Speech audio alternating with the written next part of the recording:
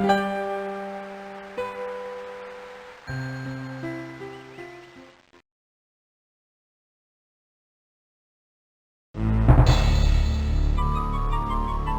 castle? What has happened?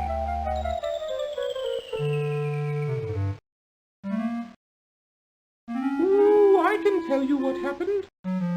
What?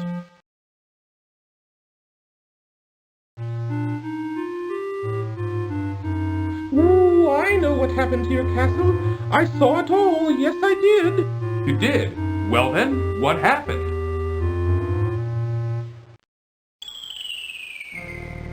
Ooh, it was the powerful and evil wizard Mordak who did it. Ooh, I just happened to be visiting with an old friend when I saw him materialize out of thin air. Thank goodness he didn't notice me. Don't stop now, go on. He conjured up a terrible whirlwind that swirled faster and faster around the castle. With another incantation, Mordak then caused the wind to draw the castle up into the sky and out of sight. Ooh, it was something to see, all right.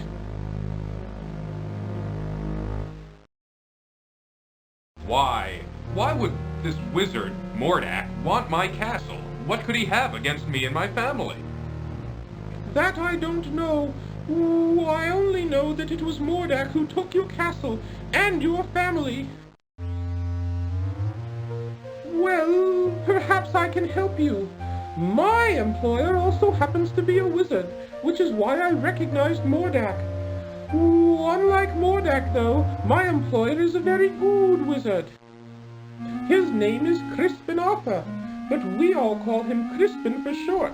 The only problem is, you see... Woo-hoo-hoo!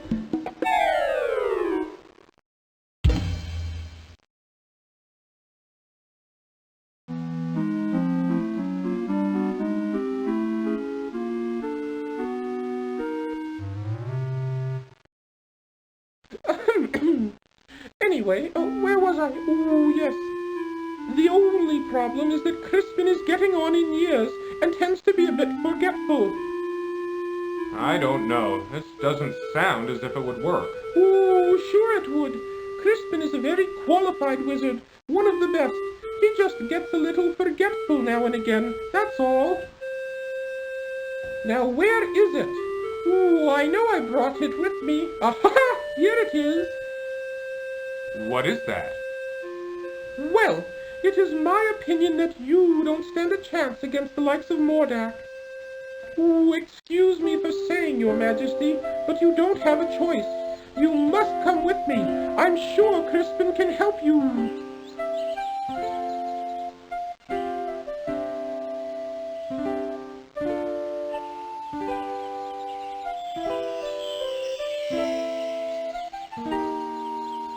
What is that stuff? Oh, just some old leftover fairy dust I've been carrying around. Oh, it'll help you to fly. You can follow me to the land of Serenia, where Crispin and I live. It's much too far to walk, you know. Oh, I think the fairy dust is still good.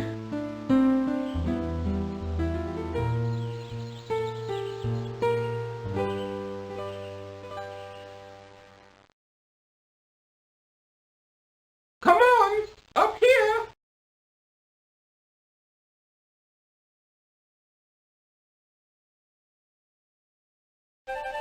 Follow me!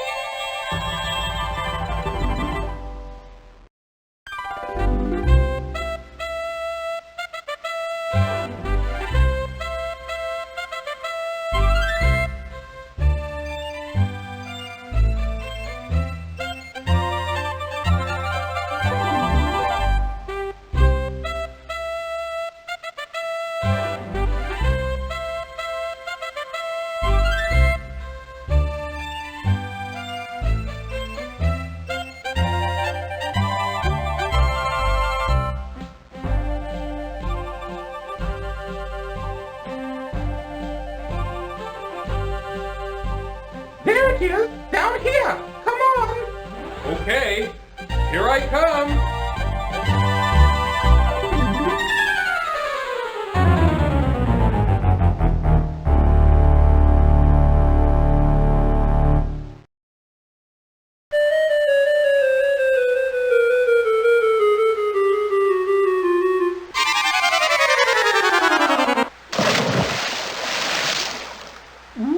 Looks like the fairy dust just wore off.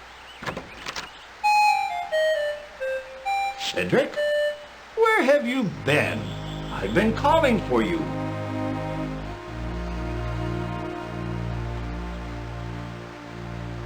Well, well, what have we here?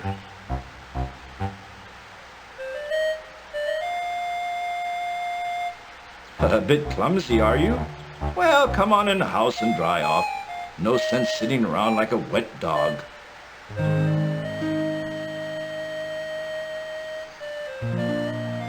Cedric, go into the house and pour each of us a nice hot cup of tea. Oh, aye, aye, Crispin.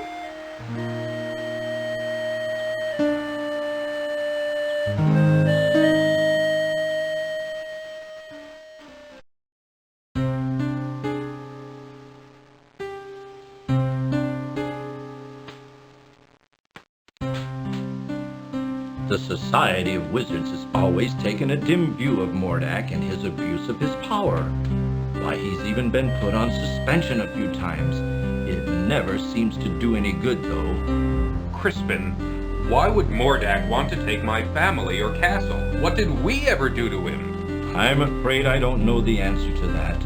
Mordak is a very unpredictable wizard. I've never understood that evil mind of his. Oh, I thought perhaps you could help His Majesty, Crispin. That's why I brought him here. Well, let me see now. I used to be a very powerful wizard at one time, you know, but I've gotten a little rusty lately. A little rusty? That's quite enough from you, Cedric. Oh, yes, sir, Crispin, sir.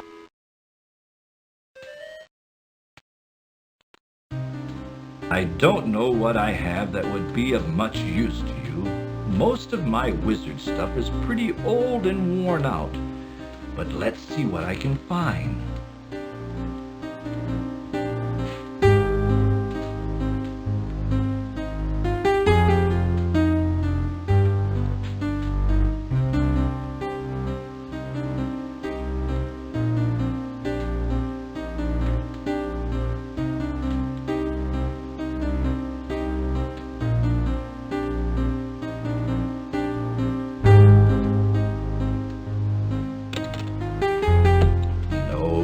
That won't do.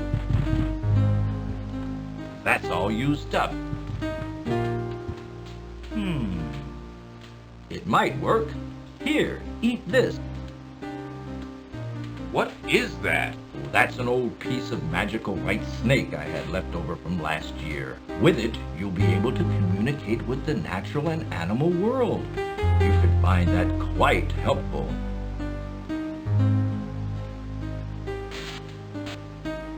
Here's my old wand. I don't even know if it works anymore. Most of its power may be gone. You should know that wands are like pets. They've got to get to know you before they'll work for you. Just treat it with care and respect, and hopefully it will do something for you. You'd better get going, my boy. No telling what that confounded Mordak could be up to. You go with him, Cedric. Show him the way. Oh, me? Yes, you. Don't be such a coward. Now go on. You'd better get started. Thank you, sir. I appreciate all you've done for me.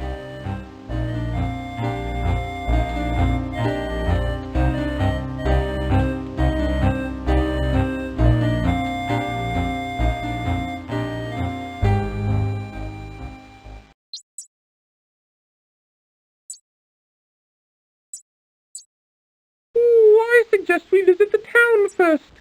How about it, Your Majesty? Please don't call me Your Majesty, Cedric. It's much too formal. I'd like it if you'd just call me Graham. Oh, I'd be delighted to, Graham. Anyway, what was I talking about? Oh, yes, the town. You might be able to find some supplies there. It's just over a little hill to the south, not too far. Well then, let's be on our way, Cedric.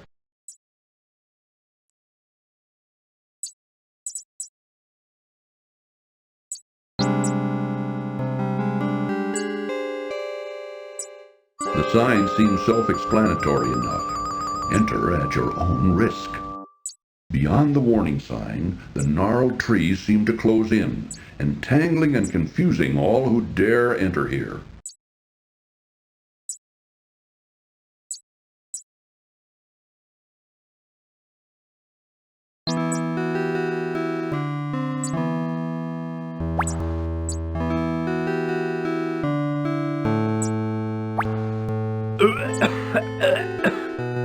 What's wrong, Graham? That's salt water.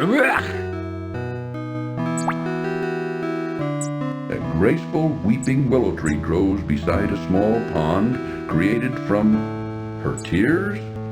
In her branch-like arms she clutches a beautiful harp as a child would a cherished toy. Miss Willow? Yes? You can talk? Why, of course I can. What did you expect?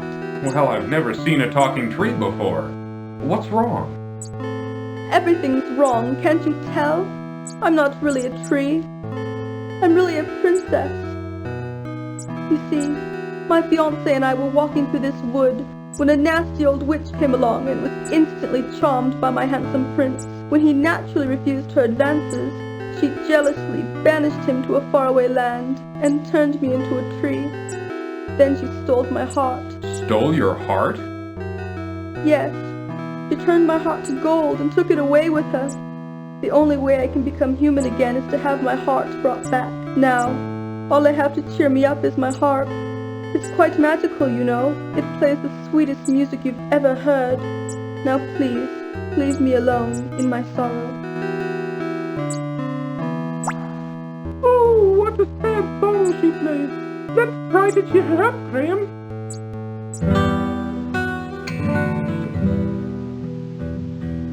How will I find this heart of mine, taken from me for some time? Here I stand near my pool of tears, here I'll stay throughout my years.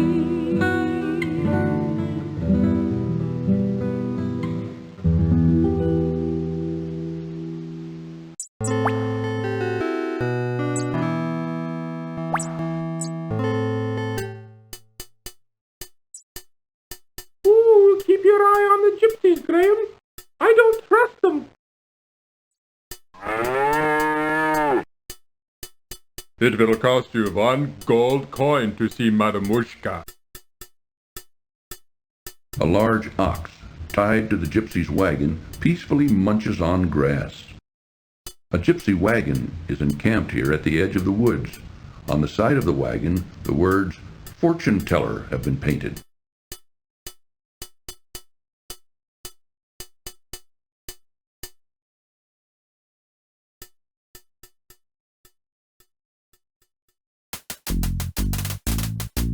A colony of large ants parade up and down a huge anthill built amid some scrubby bushes.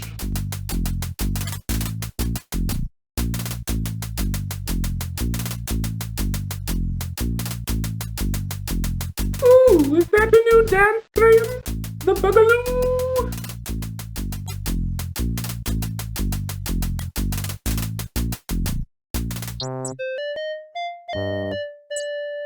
Utilizing fallen logs, a gnome has built a little forest home.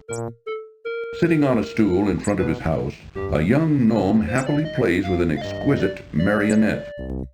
An old grandfather gnome sits contentedly on an old stump and smokes a large pipe while watching his grandson at play.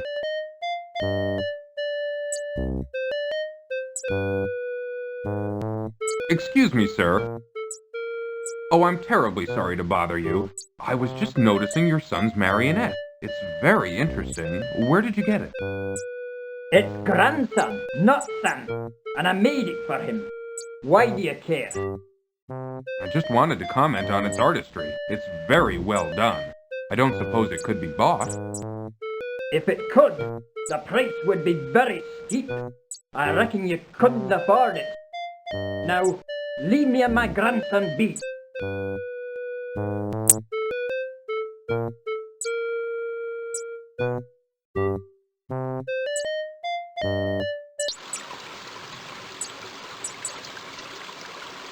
Just off a rutted dirt road, a country inn overlooks the picturesque rushing river. An old, uninteresting barn is located behind the country inn. A large haystack dominates the area in front of the barn. The brisk river rushes swiftly by the quaint country inn.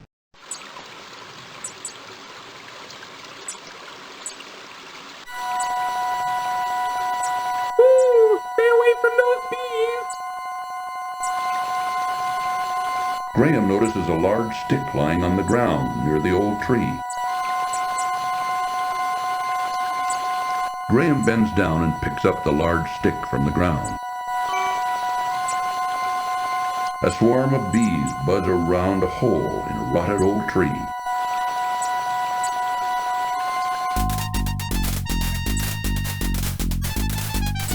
A bully of a dog terrorizes the poor ants as he playfully digs at their large anthill.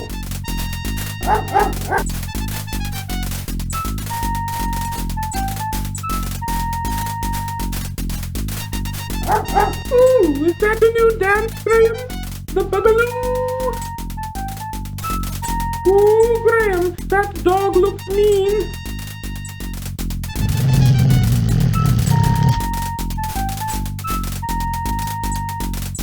It appears to be an average stick of wood.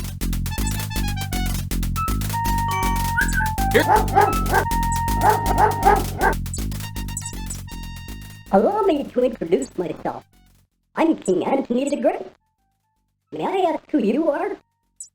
Why, certainly. I'm King Graham of Daventry, and this is my friend Cedric. We're seeking a way to cross the great mountains to the ocean on the other side. That is a very perilous undertaking. I wish you would reconsider. But if you shall not, in return for rescuing our home from that flea-bitten cur, I wish to offer you our help, if perchance you may ever need it.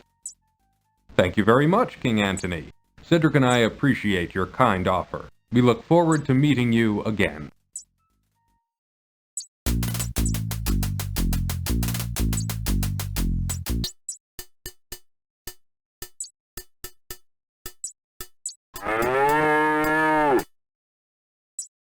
Ooh, there's nothing but a hot, dry desert for the West. Most people avoid it because there are bandits out there.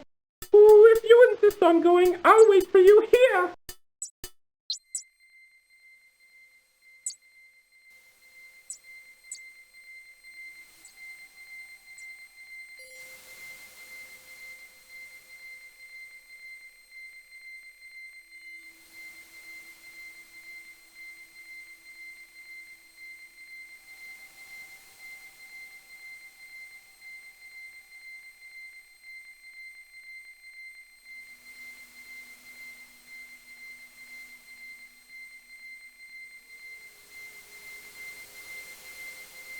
The scorching sun burns down on the dry desert as Graham struggles through the hot sand.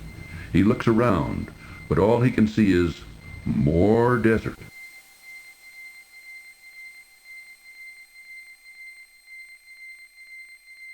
The hot sun and choking sands are taking their toll on Graham. He must drink, and soon. A small oasis. Its tantalizing water, so sparkling in the desert sun. Graham's hot, thirsty body is irresistibly drawn to it.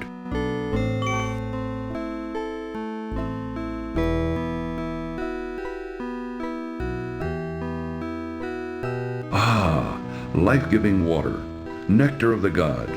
Graham can now feel strength and renewal flowing through him.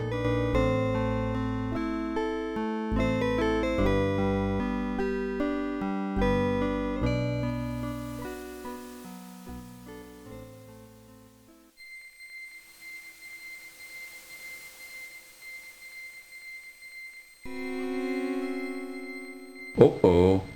A picked clean and sun-bleached skeleton lies in the sand of the hot, dry desert. What happened? Who can say? But it makes Graham uneasy nevertheless. An old shoe lies forgotten near the poor skeleton.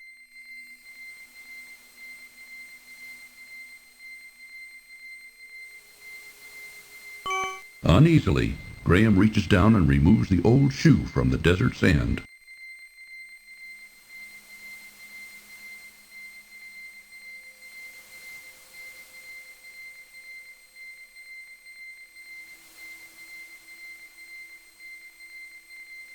The hot sun and choking sands are taking their toll on Graham. He must drink, and soon.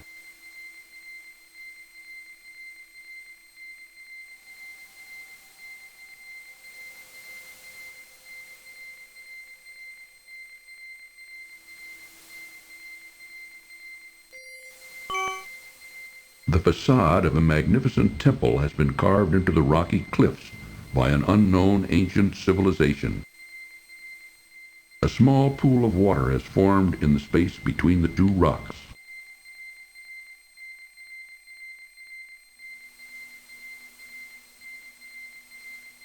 Ah, life-giving water, nectar of the gods. Graham can now feel strength and renewal flowing through him.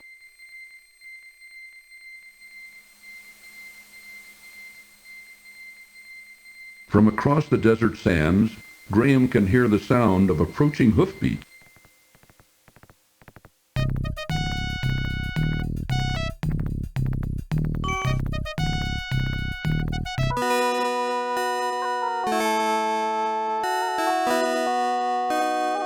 Open sesame!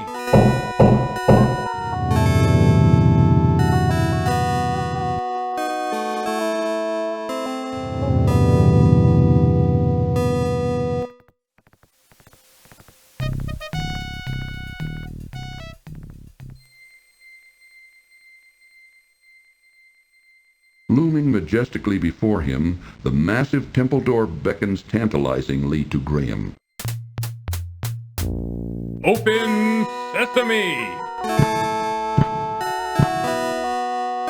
The temple door won't open. Perhaps there's something missing.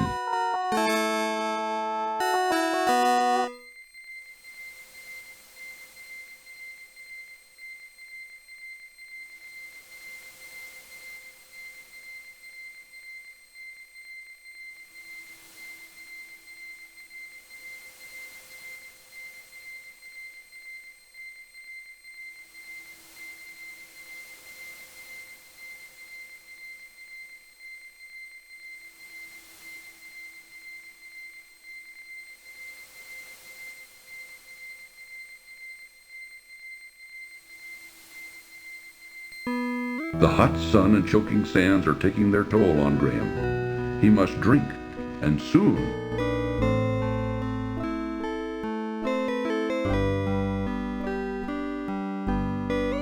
Ah, life-giving water, nectar of the gods. Graham can now feel strength and renewal flowing through him.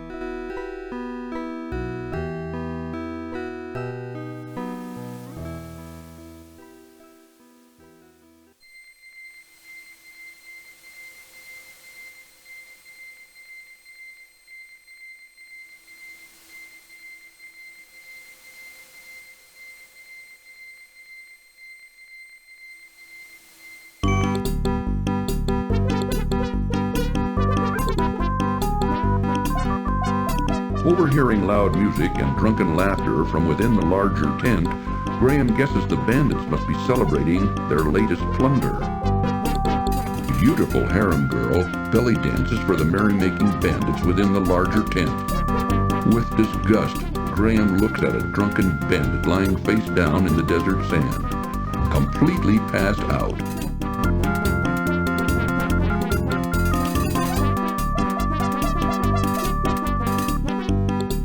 Phew! Holding his nose against the drunken bandit's pungent odor, Graham quickly searches him, but doesn't find anything of importance. There doesn't seem to be any activity within the smaller tent.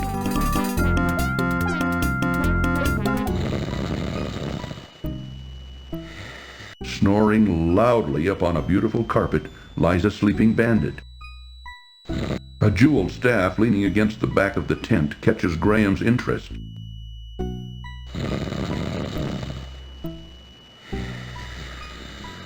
Taking care to be very quiet, Graham reaches out and takes the staff into his possession.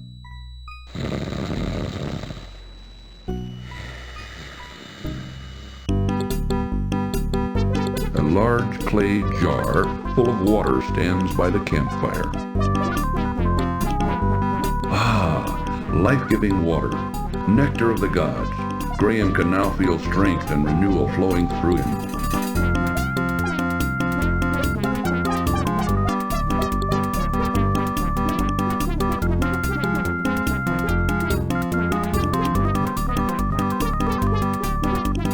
The campfire, all but forgotten, has been reduced to a pile of glowing embers. A lone camel waits near the large tent while its owner celebrates inside. The bandits' horses rest in the desert sun while their unsavory owners revel within the large tent. Disturbing the horses would be very unwise at this time.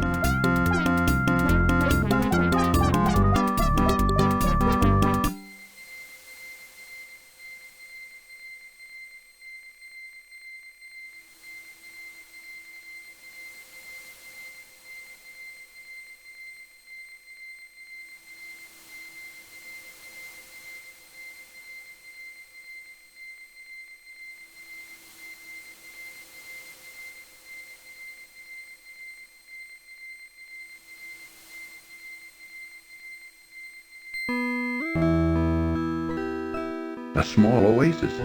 Its tantalizing water, so sparkling in the desert sun. Graham's hot, thirsty body is irresistibly drawn to it. Ah, life-giving water, nectar of the gods. Graham can now feel strength and renewal flowing through him.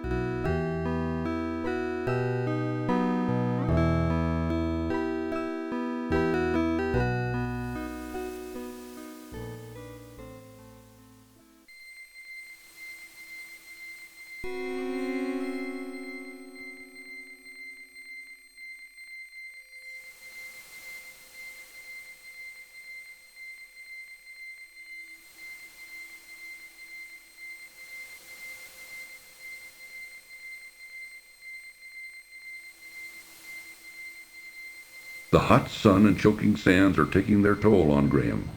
He must drink, and soon.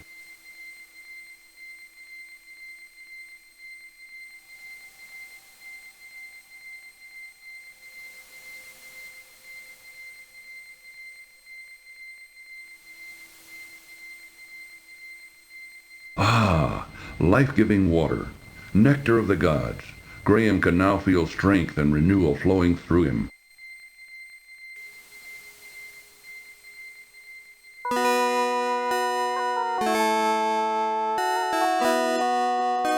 The jeweled staff is obviously the work of an expert craftsman.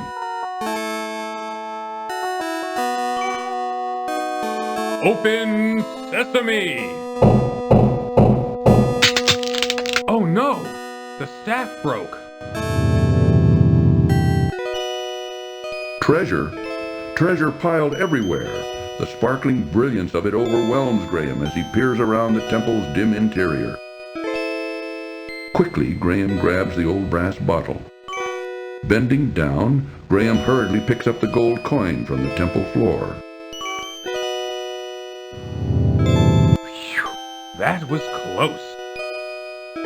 The staff lies in several broken pieces on the temple steps. The staff is broken and is of no use anymore. It is a shiny gold coin.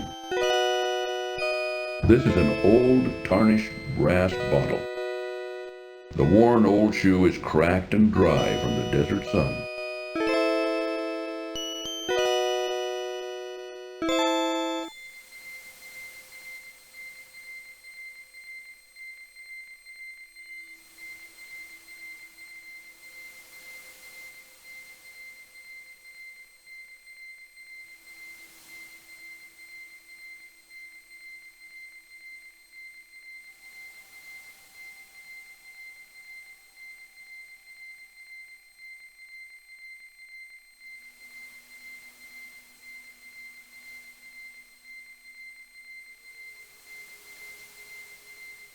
The hot sun and choking sands are taking their toll on Graham. He must drink, and soon.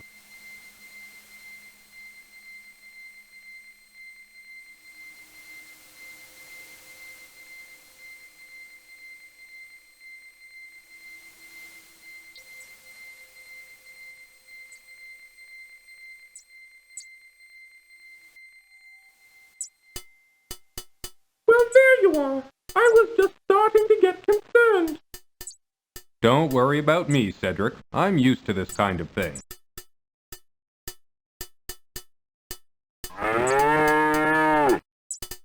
It is a shiny gold coin.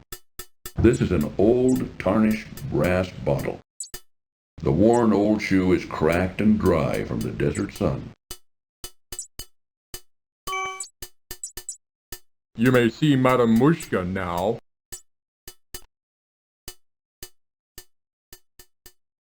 So, you are here to see Madame Mushka, no? Well, come closer. Sit down. I will tell you your fortune. Already I can tell that you are on a quest of great urgency. We will see what we can find out for you. Look, Ingram. Look into the crystal ball. Look, Manannan, look what I have for you. Take a good look at what you did to my brother, Alexander. Because of you, he's doomed to spend the rest of his days as a cat, and there's nothing I can do about it. But you can do something about it. Since you're the one that did this to him, you're the only one who can turn him back again. Back to the wizard Manannan. Alexander! I don't know how, Mordak. I'm not a wizard. I just happened to stumble across some magic spells and accidentally turned your brother into a cat. I didn't mean it. Please believe me, Mordak. I don't know how to turn him back into a wizard. You're holding out on me, little man. You're taking advantage of my good nature, but not for long. If I don't get a change of tune from you soon, I'll feed your family to the cat, starting with your dear mother. Remember what I said. I'll only give you a little more time to decide before your family becomes cat food. That is all. But I see that your mission is very dangerous indeed. I will give you something to help you. Here, wear this. It is a magic amulet. It will protect you against all but the most powerful magic. Good luck, Ingram. Be careful. That Mordak is a bad one. Thank you, Madame Mushka.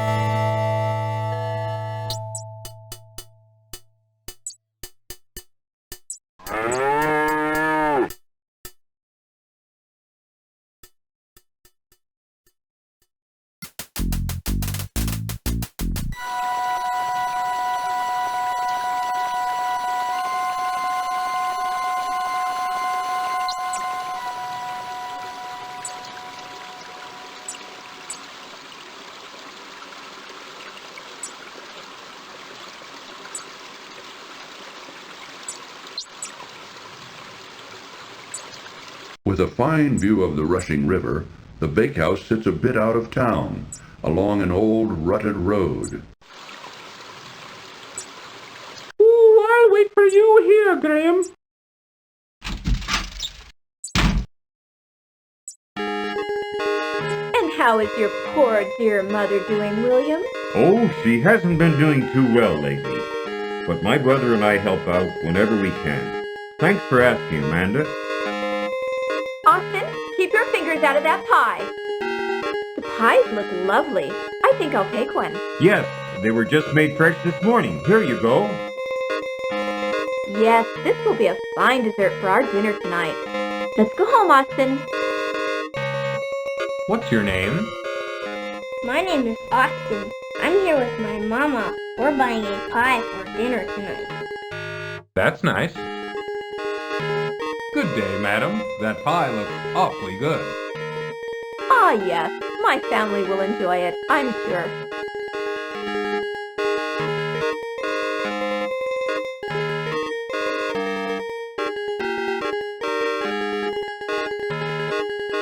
Here's the last of the pies. Welcome to our bakehouse, traveler. Of course, all of our wares are wonderful, but today we've got a special on custard pies. Just 1 silver coin each, but take your time. Let me know when you're ready. The baker, a large, sturdy fellow, waits for customers behind a pie-covered counter. Delicious, mouth-watering custard pies lining the tables and countertop attract Graham's eyes and nose. The Baker brothers seem to have a pet, a large mangy cat. Everything looks so delicious, it's hard to decide what to buy. Everybody has that problem, but what a problem to have. Those custard pies look most delicious. Yes, they're made from a recipe handed down from our dear Mama and her Mama before her. It's still hard to decide though. Well, take your time, there's no hurry.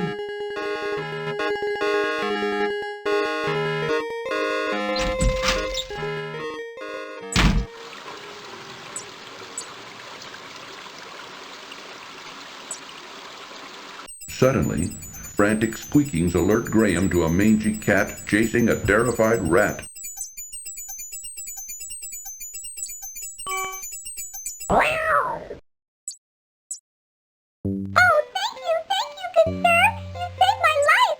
My children and I will never forget your kindness. Maybe someday I'll be able to return the favor.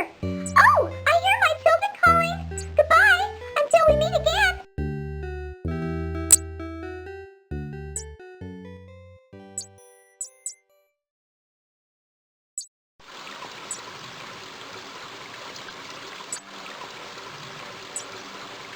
The quaint little town of Serenia nestles at the base of a great snow-capped mountain range which rises sharply to the east.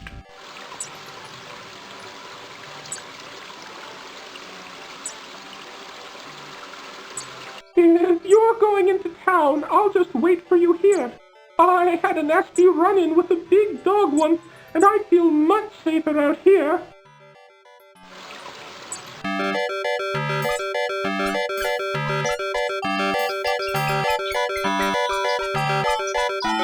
Nice day, isn't it? How goes it with you, good fellow? Not well, I'm afraid. This old wagon's always giving me trouble. Can I help you in any way?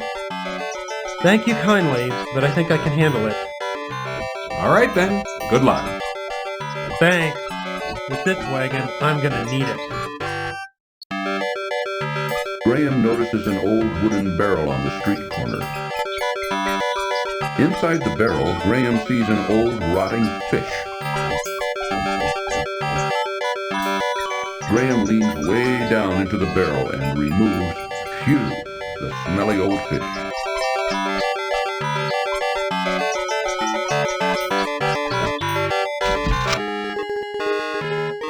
May I help you, sir? I'm interested in buying something here. Let me show you some things. A fine piece of cloth. With this material, I could make you beautiful shirts. There isn't a more beautiful piece of fabric to be found anywhere. With this, I could make you the finest trousers you've ever had. Well, what do you think? Well, right now I'm just looking. Thanks anyway. Sure. Whatever you say, I'm just here to help. Here, let me help you with that. Oh, that cloak fits you perfectly. It just looks wonderful on you.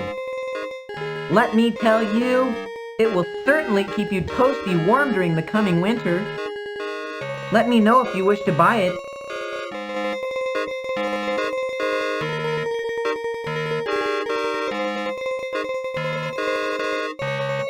I don't like this at all.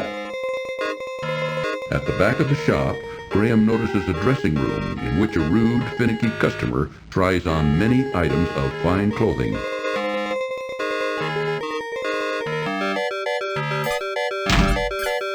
Graham notices a shiny silver coin lying forgotten on the street near the broken wagon.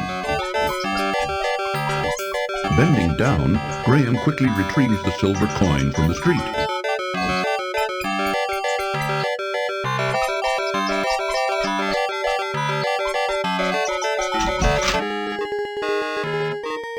Come on in, look around. Let me know if you're interested in anything. This is a fine little toy shop you have here. You must be very proud. Danke, son. I've worked very hard at it over the years. But you know, you need to really love it. And I do. Are most of these toys your creations? Yeah, most of them. But not all. Some my son made, some I bought, some I traded for. You're very talented. Danke, danke. Well, let me know if I can help you.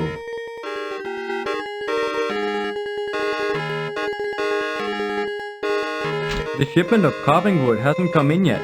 What should we do? If it's not in by tomorrow, I'll send you to the sawmill. Okay, Papa?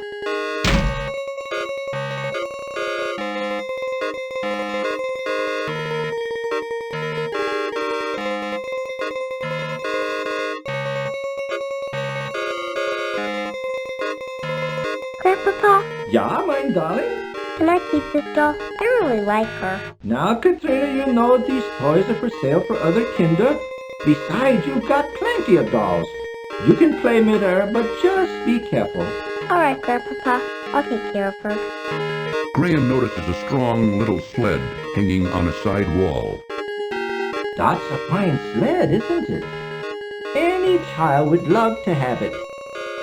Yes, I was just admiring the workmanship. Danke. If you'd like to buy it, let me know.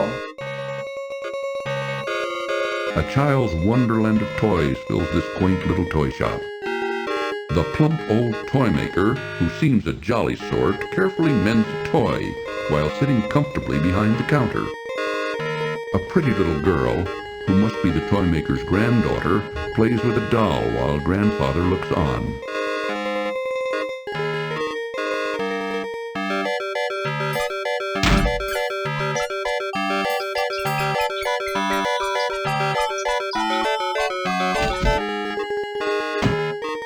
Take a look around if you want, but we don't have any shoes to sell you right now.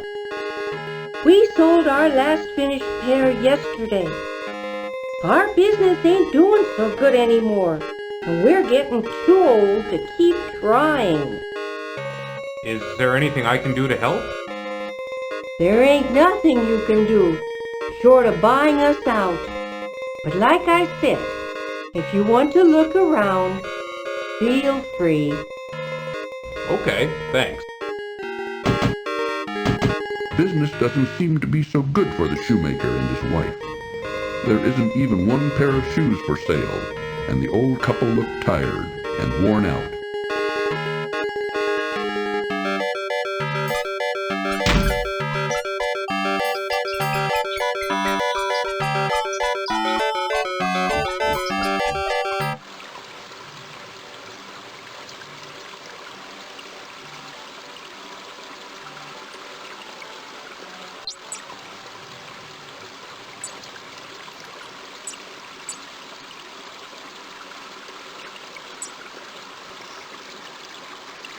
Ooh, I'll wait for you here, Graham.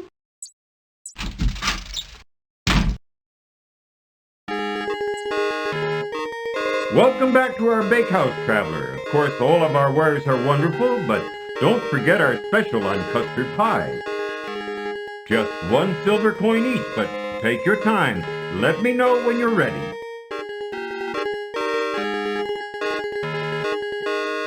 It is but a common silver coin.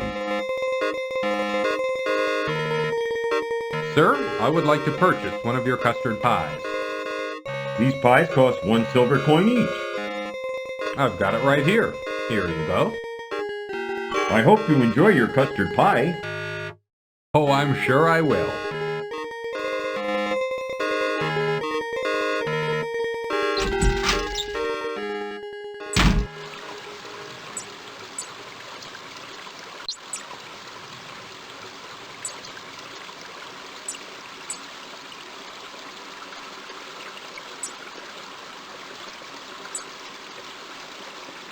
Graham watches with surprise as a contingent of ants marches into the haystack and begins to swarm through it.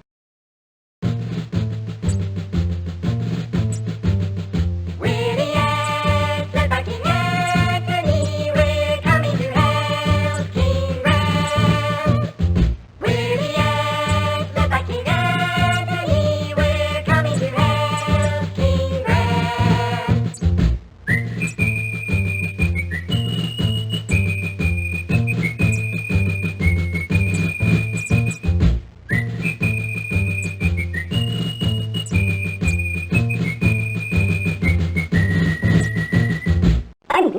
maybe there was a way that we could be of help to you.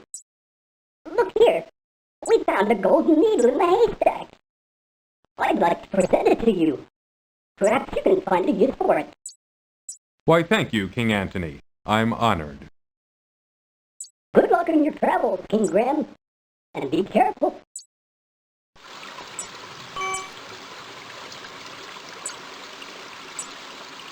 This is a large golden needle. Phew! This smelly old fish is disgusting.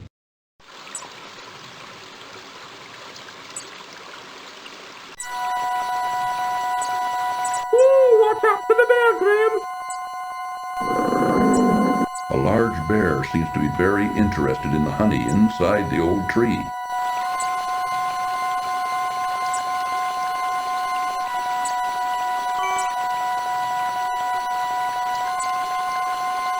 I am Queen Beatrice, kind sir. I wish to thank you ever so much for saving our hive from the claws of that horrible bear. In return, I offer you a luscious honeycomb from our hive. Please feel free to retrieve one. I promise my bees won't harm you. It may come in handy on your travels.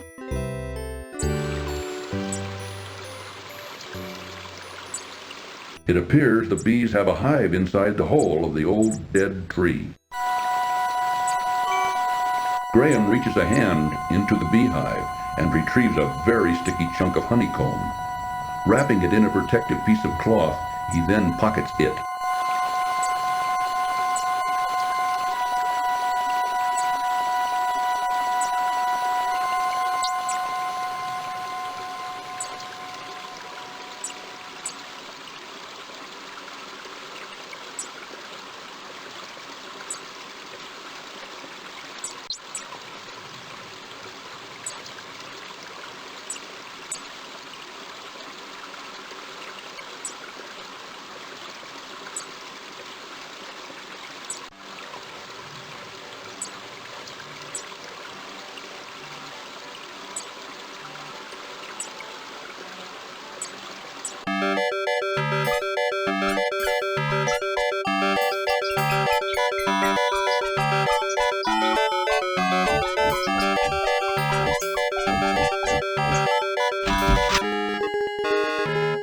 May I help you, sir?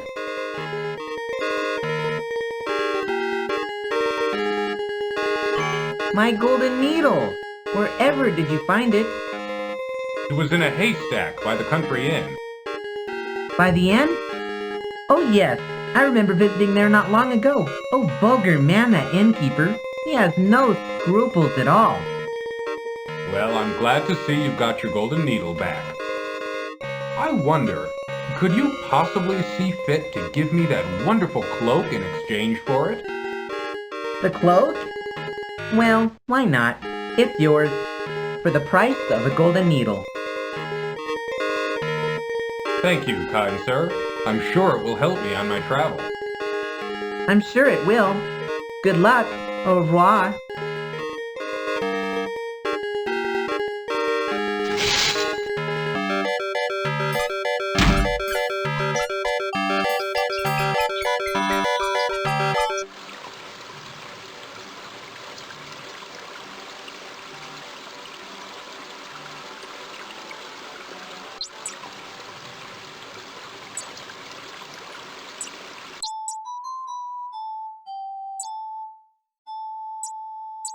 Upon a fallen log sits a dashing young prince who looks very sad and confused.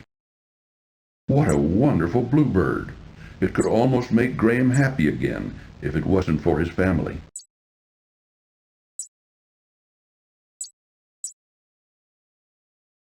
Excuse me, young man. Sorry to bother you, but I couldn't help but notice you sitting there on that log. I was wondering if there was anything wrong. Why, yes. As a matter of fact, there is. I've been searching everywhere for my fiancée. She's a beautiful princess with long golden tresses, fetching blue eyes, and smooth creamy skin. Have you seen her anywhere about? No, sorry, I haven't seen anyone like that. That's what I figured. No one has seen her. I bet that old witch who lives in the dark forest had something to do with her disappearance. I'll keep an eye out for her. If I see her, I'll let her know you're looking for her. I would appreciate that. Well, I guess I'd better get back to looking for her. I'm not ever going to find her just sitting around here. Thanks for your concern.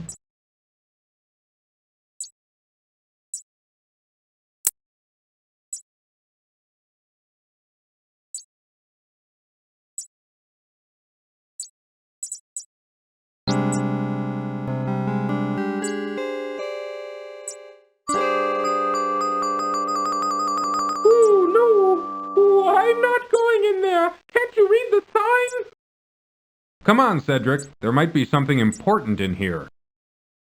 Go if you want to. I'll wait here.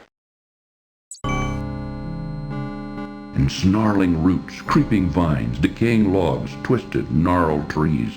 The close feeling of the gloomy forest quickly overwhelms Graham. It seems to Graham that there is an unusually large number of toads in this forest.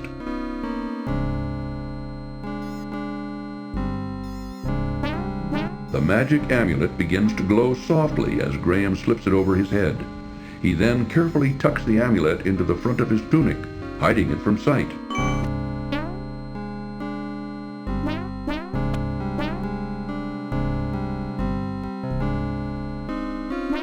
Unseen eyes seem to watch Graham as he stumbles confusedly through the thick maze of the gloomy forest.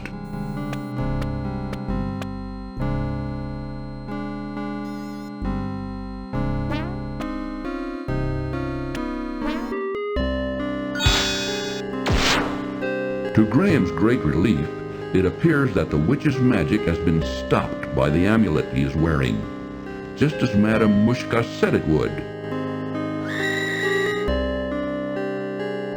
Though she may look like an ancient old woman, this witch is really very powerful, and much too strong to be shoved aside by a mere man as she staunchly defends her bridge.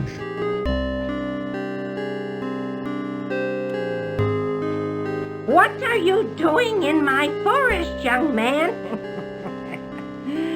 Don't you know you're trespassing? Oh, I didn't know this was a private forest. Do you own it? Of course I own it. It's mine. And what did you do to my magic? I don't think you need to know. Now tell me something. How does one leave this confusing forest? I'll never tell. I'm afraid you're stuck, dearie. Now you're my prisoner. We'll see about that. Yes, won't we? Mumbling and muttering to herself, the ugly old hag refuses to indulge in any further conversation with Graham.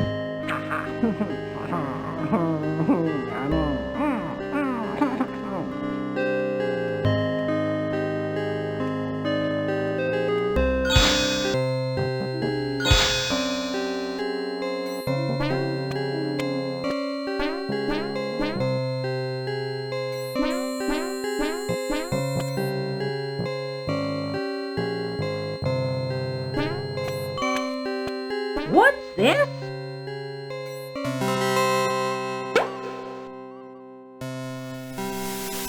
Ah, freedom at last! Now you spend the next 500 years in a bottle.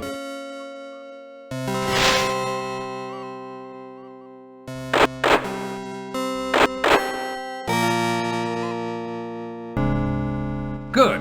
That old witch won't be seen here for a long time. But now, how to get out of this dreadful forest? A crude little door has been built into the trunk of this large, grotesque tree. Graham tugs firmly on the door in the tree, but finds it securely locked.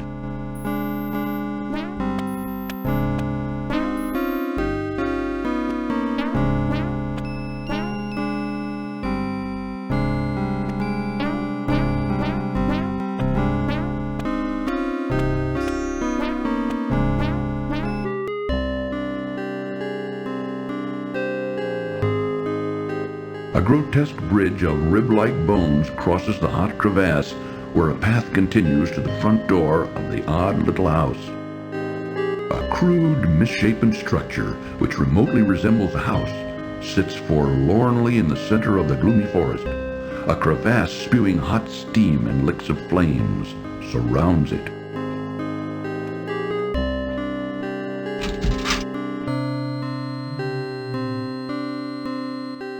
The old witch's house has been crudely fashioned from an old tree trunk and salvaged stone. Being cold and creepy, Graham finds he would just as soon hurry up and leave. A small, intricate spinning wheel is put away in the trunk. Reaching a hand into the trunk, Graham retrieves the small spinning wheel. A small leather pouch is tucked away in the drawer. Graham reaches the drawer and removes the leather pouch.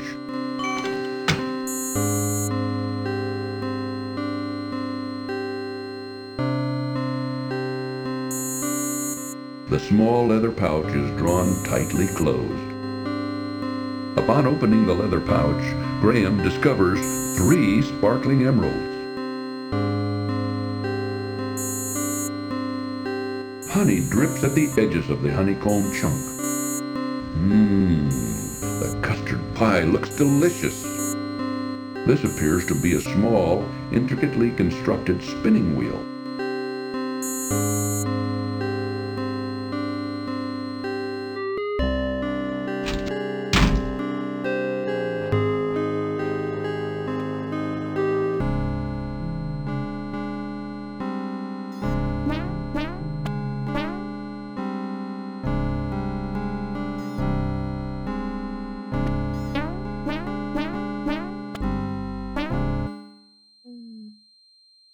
Strange plants and animals inhabit this dark and dreary place, while thin rays of sunlight barely break the surface of the forest's thick foliage.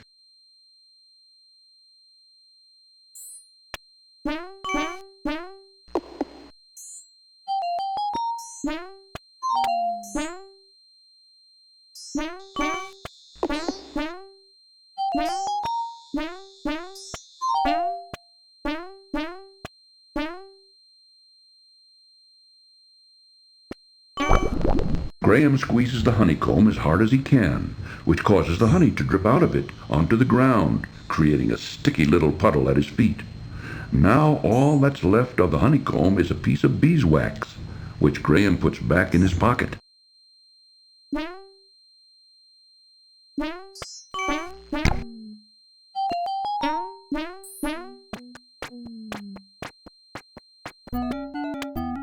Please, let me go! I beg of you! Why should I do that? What will you do for me?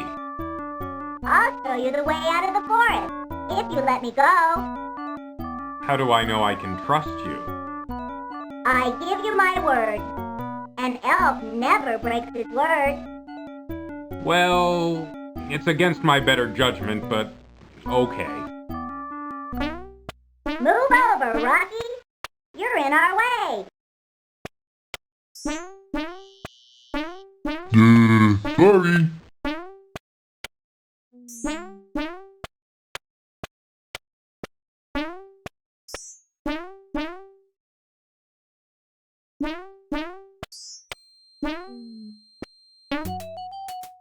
Follow me! In here! A small hole burrows in at the base of an immense tree.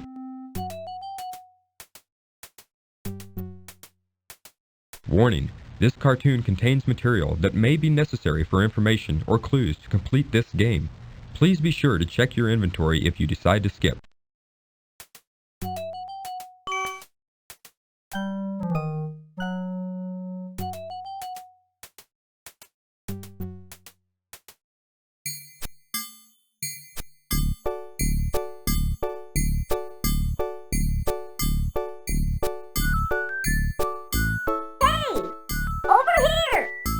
I've got something for you.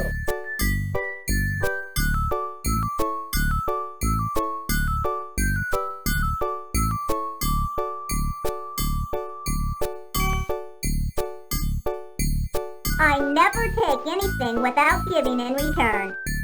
For your generosity in giving me those exquisite emeralds, I give you my finest pair of shoes. May they help you in your quest.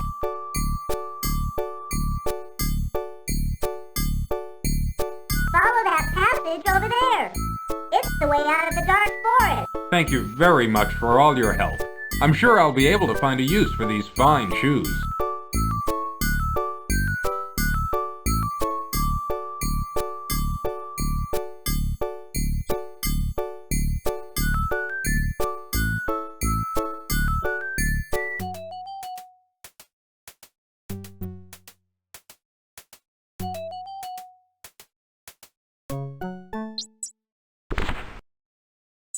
Oh, I'm glad to see you're okay. I was beginning to worry.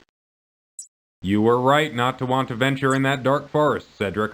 I thought I'd never get out of there alive.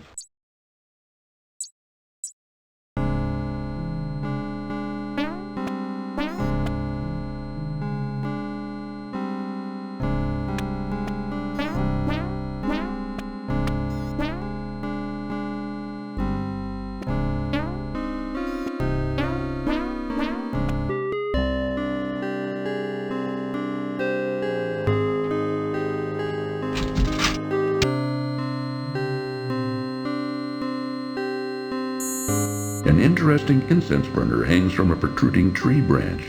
Occasionally, from within it, a tiny glint winks. What's this? Why, it's a little key.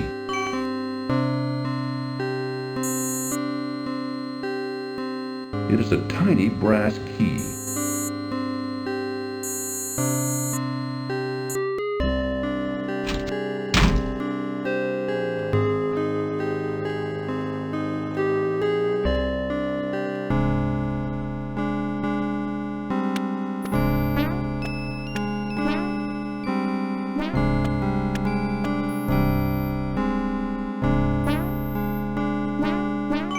Graham finds that the little key fits perfectly in this lock. Graham is charmed to find a little golden heart inside the door of the twisted old tree. Reaching into the little door of the tree, Graham extracts the little golden heart.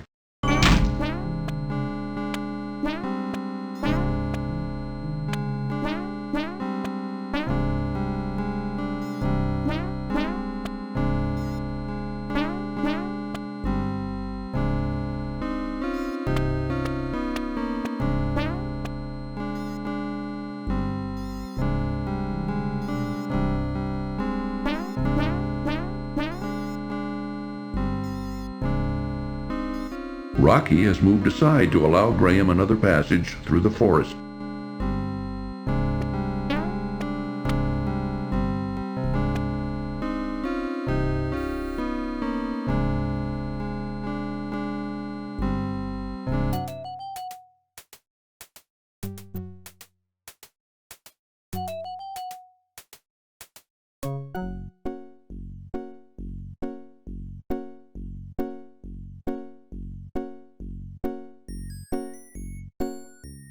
The huge underground cavern seems to be a work area for a community of elves who have since abandoned it. A lower opening leads into another underground tunnel.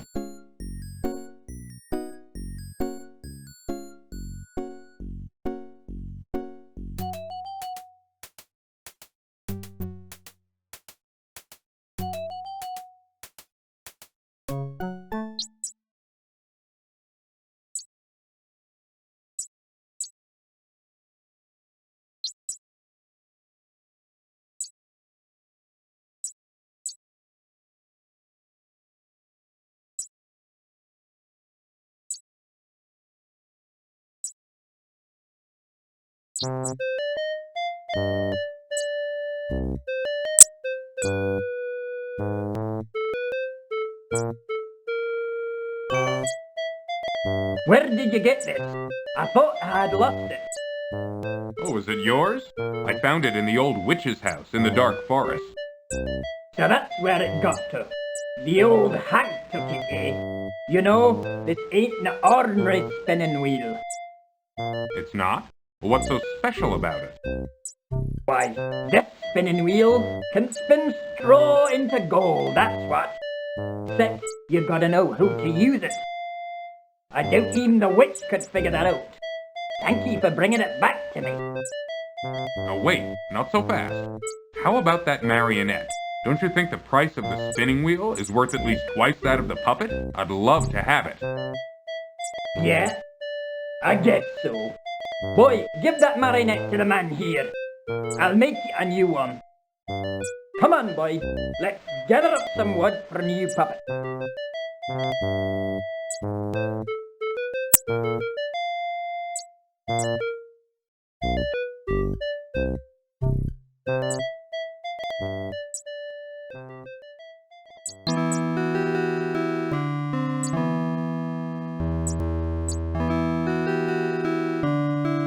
The small heart is made of pure gold.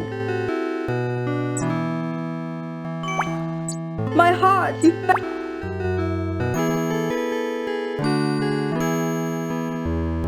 I don't need this old thing anymore. Look at me, I'm a princess again. Herbert! Alicia.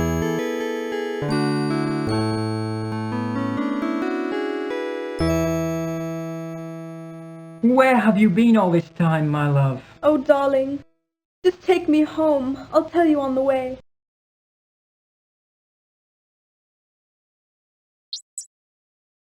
A beautiful harp lies on the ground near the small pond.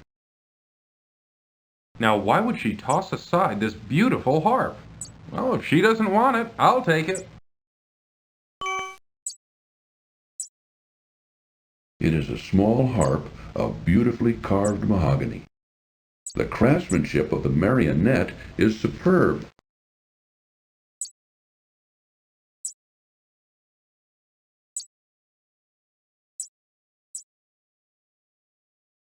Graham notices a grassy clearing at the edge of the woods. A tambourine lies on the ground near the abandoned gypsy encampment. Not seeing the tambourine's owner, Graham bends down and rescues it from the ground.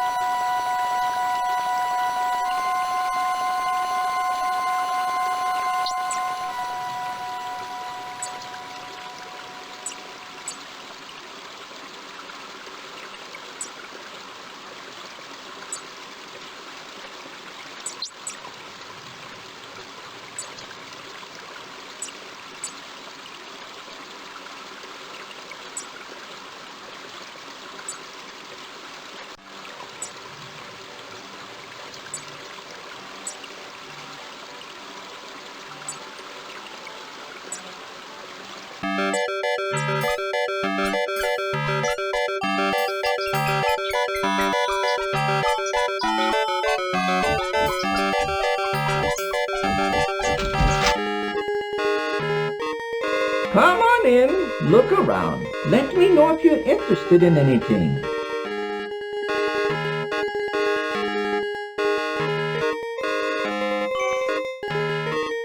Oh, did you get this wunderbar marionette? The craftsmanship is excellent. Well, I don't know if you'll believe me or not, but I got it from a little gnome. I must have it. Can I buy it from you? Actually, you may have it if you'll give me the sled in trade. Why, of course. But I must tell you, I think I'm getting the better deal. I can always make another sled, but finding another marionette of this quality... Ich weiß nicht. So, can I have the sled? Yeah, take it, it's yours. Thank you very much. I think I'll find this sled very useful. Well, you enjoy it, and danke for the marionette. A pet goldfish swims endlessly around in its fishbowl.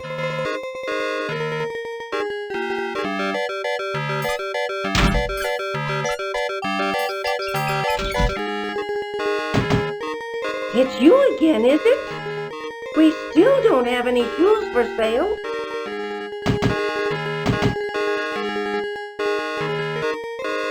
This is the finest pair of shoes Graham has ever seen, although a bit small for his feet. What have we here? Mama, take those shoes from the young man. Let me see them. These are the finest pair of shoes I've ever seen. The leather is soft and pliable, yet sturdy. The craftsmanship of these shoes are superb. And Mama, look at the solid gold buckle. Why, I could retire from the sale of these shoes. Then the shoes are yours. I don't think I could find a better use for them. You are a godsend, young man. How can we ever repay you? You don't need to repay me. Just knowing I helped you is enough for me. Well, it ain't much, but it's all I've got to give. Here, take my cobbler's hammer. Perhaps you can find a use for it. Since I'll be retiring, I won't need it anymore. Thanks to you. Why, thank you. A hammer could be very useful on my journey. Take care, young man. We'll never forget this. That's right, son. We'll finally be able to retire in comfort. You'll be in our hearts from now on. Come on, Mama, let's go home. Let's celebrate our good fortune.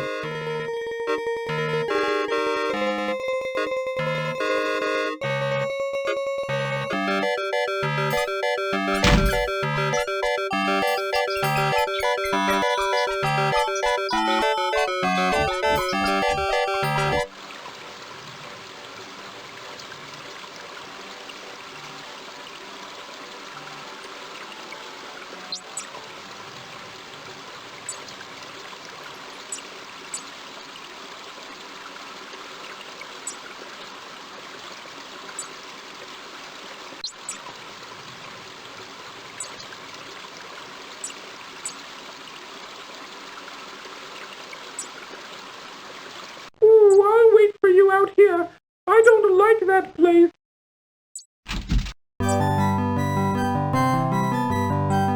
Graham notices three rough-looking men huddled over the bar in serious conversation. Since they're talking in such low tones, Graham can't quite hear what they're saying. A flea-bitten old dog lies asleep in the corner. You know that job we pulled yesterday? Where's the rest of the loot, huh? I think one of you guys is holding out on me. Gentlemen, please excuse me. I didn't mean to interrupt you.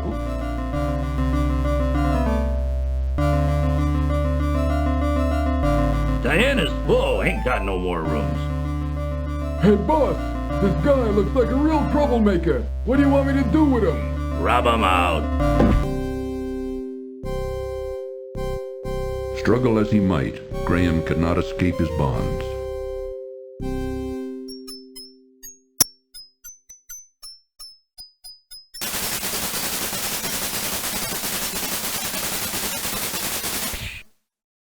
I told you I'd repay your kindness when you saved me from that horrible cat.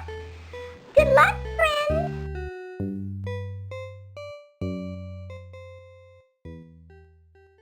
Lying in a heap on the stone floor, Graham sees the rope that once held him captive. Graham stoops down and picks up the sturdy rope from the stone floor.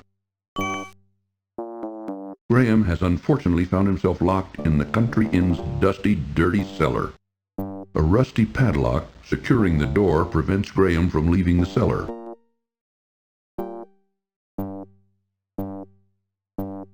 Using the cobbler's hammer, Graham pounds on the rusty padlock until it breaks apart.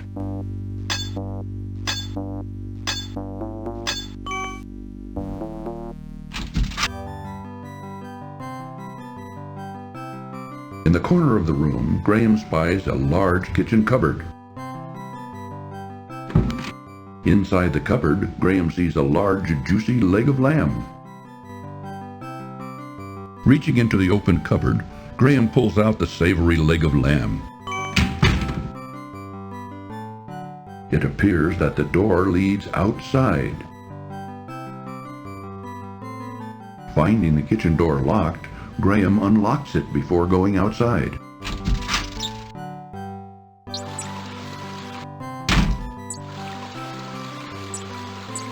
Back down the road to the east, you will run into the bakehouse.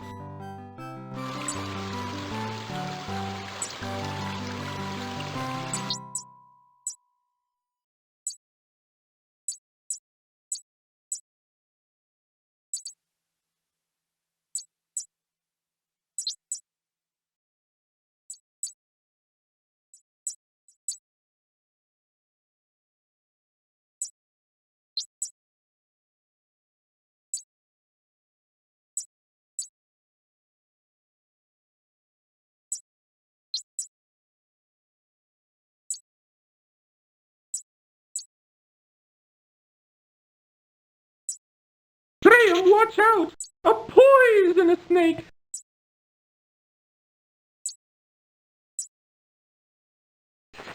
Stay away.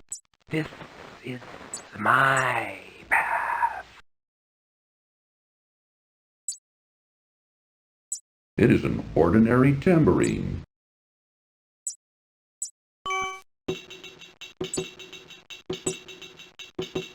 Begone, you slithery varmint! Scat!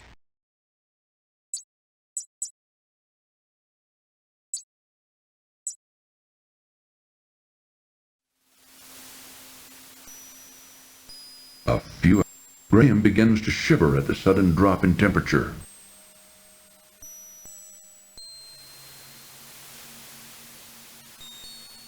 This fine cloak is thick and warm. Graham dons his warm cloak for protection against the freezing mountain air.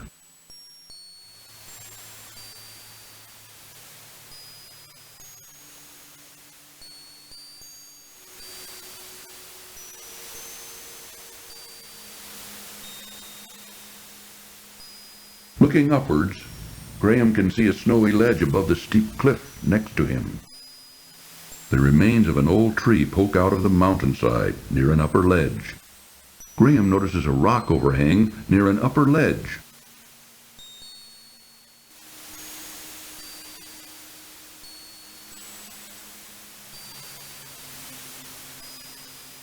Graham notices his stomach beginning to rumble with hunger from the exertion of the mountain climb.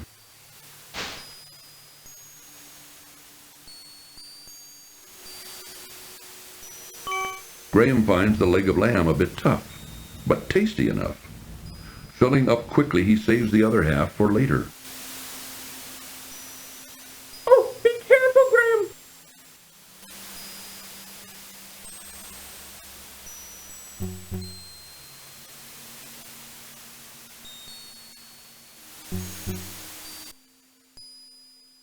Oh, do be careful, Graham!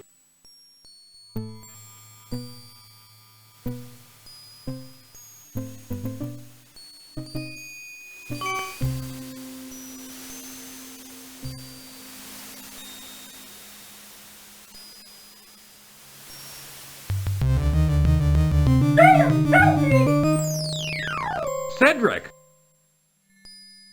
Graham can see a breathtaking view of distant snow-covered mountains towering majestically above a beautiful valley with a ribbon of river slicing through it.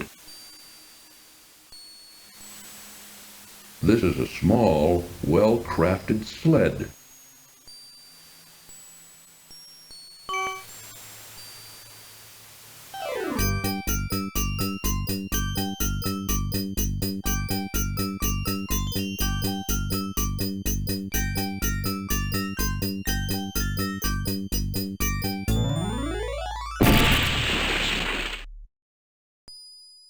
Drat! My sled is broken.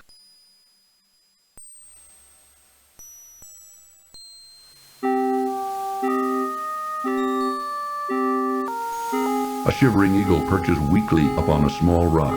Despite his own problems, Graham's heart goes out to the poor thing. What's wrong, Mr. Eagle? I'm so weak from hunger. I haven't been able to catch any food for days. I can barely fly anymore. I'd like to help you. Let me see what I can do. Thank you. I need food.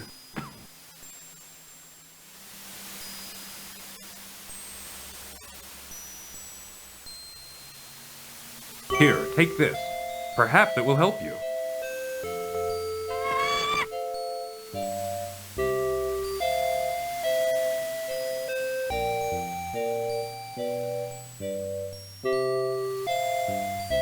You are a kind man to share your meager food with a poor bird, especially up here in these snowy mountains. Well, I couldn't just stand there and let you starve to death. What kind of person would I be? You have shown yourself to be a kind, compassionate man, and I will not forget what you did for me. Goodbye, dear friend.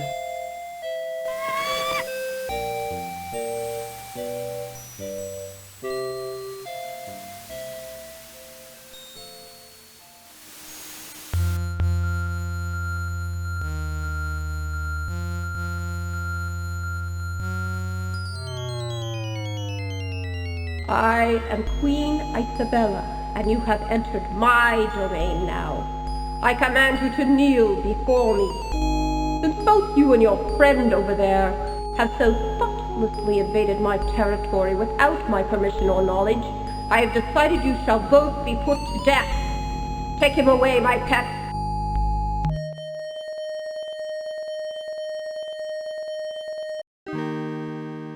Wait, my pet.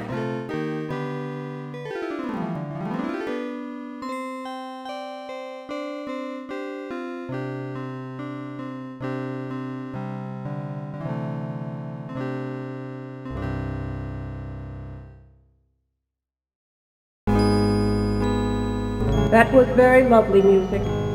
I've never heard anything quite that beautiful before. I think I felt my heart melting. Just a little bit. Just enough, that is, to allow you a chance for your freedom. A vicious Yeti has entered the area and taken up residence in my prized crystal cave. So far, I have been unable to extricate him from either the cave or my territory. If you can rid me of the Yeti, I will release both you and your owl friend, and you two can continue on your journey unhindered.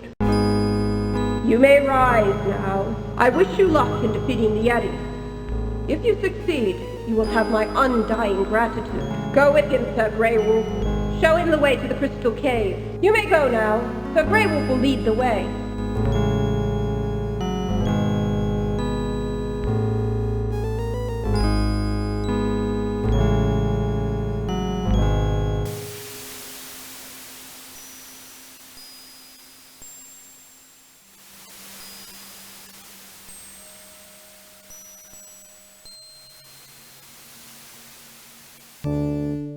Yonder's the Crystal Cave. There you will find the Yeti. Sir Wolf, I don't know how you expect me to conquer a Yeti. Why, he's got to be at least twice as big as me, and much, much more powerful. What do you expect me to do? That is your problem, not mine. It has been decreed by Queen Isabella, and I must carry out her wishes. Now, no more talking. Go to the Crystal Cave. The savage Grey Wolf stubbornly blocks Graham's passage back to the Ice Queen's palace. Graham's only option is to go toward a distant cave, where the dreaded Yeti can be found. Off in the distance, a large cave can be seen. Graham can only assume it to be the Ice Queen's precious crystal cave.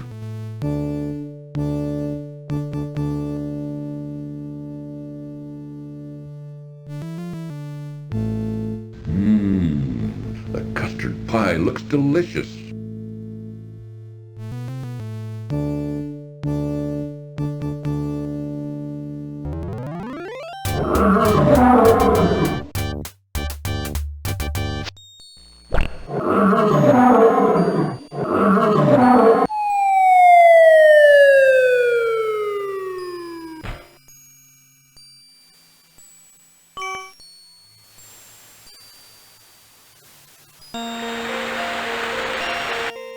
Brilliant crystals flashing and sparkling and reflecting off the numerous waterfalls caused Graham to gaze in awe and wonderment at the dazzling spectacle before him.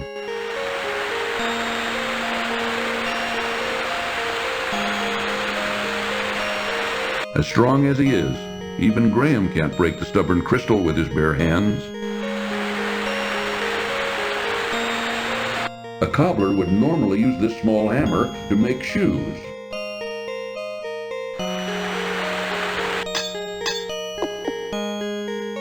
So very gently, Graham hits the beautiful crystal several times with his hammer until it breaks loose in one piece.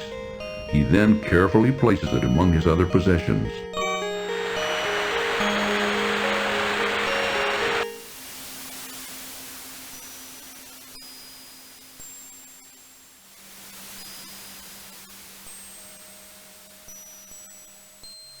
I see that the Yeti is dead. Queen Isabella will be pleased. Come, follow me.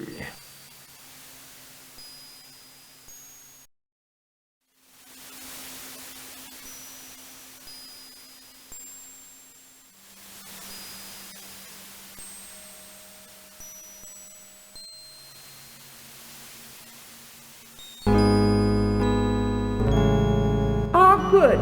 You have returned in victory, I presume. Yes, Your Majesty. The Yeti is dead. He will no longer be a scourge upon your realm. Are my friend and I free to go now? Yes, I keep my promises.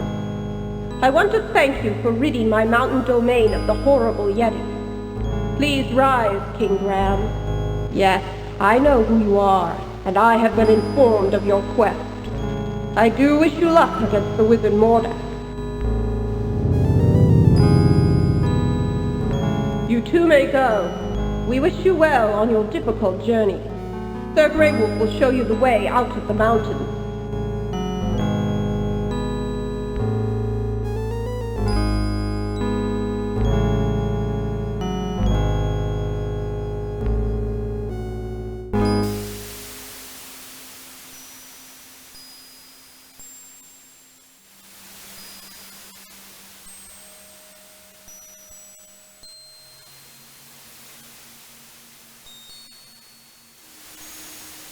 Graham's duty's done. The large gray wolf now sits in silence, blocking the passage back to the Ice Queen's palace.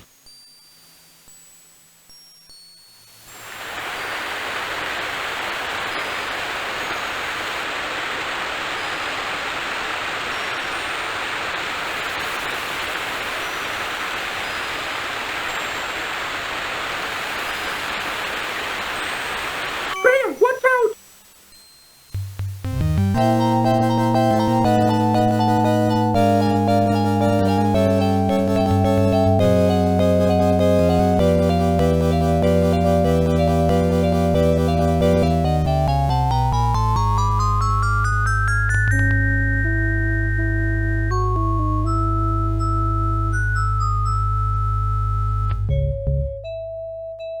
The huge egg is beginning to crack. This is a bad situation indeed.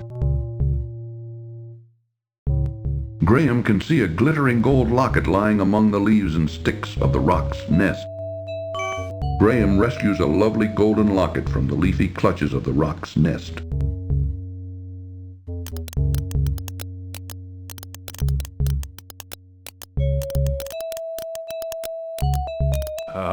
Nice birdie. Good birdie. Gucci Gucci Goo. Hang on, I'll get you out of this.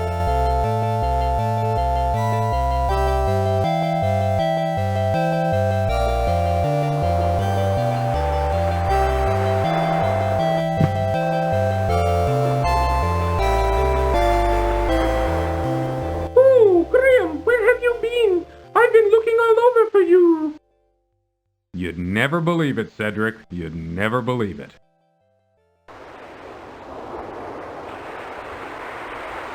Graham notices a rusty iron bar lying on the sand near the bottom of the windy path.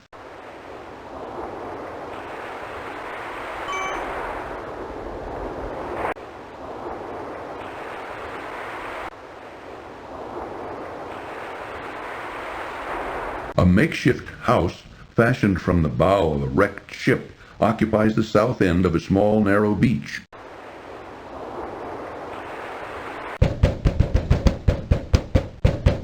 Graham pounds on the door, but he finds it bolted from the inside. He can, however, hear activity within.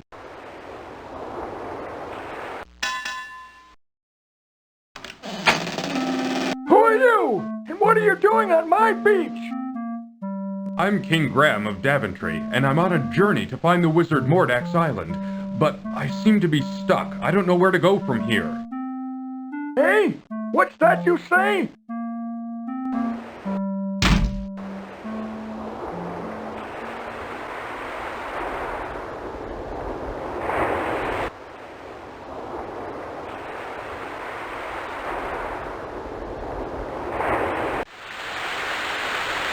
Look, Graham, there's a boat here.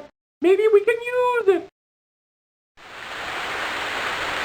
A cascading waterfall, though very beautiful, nevertheless cuts off further travel up the coast.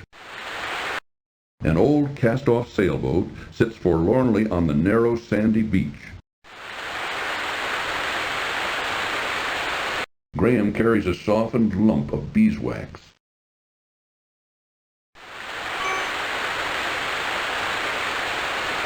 Firmly, Graham wedges the softened piece of beeswax into the small hole in the boat's hull.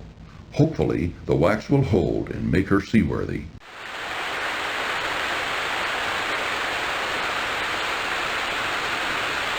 Come on, Cedric, get in the boat. Aye, aye, Captain.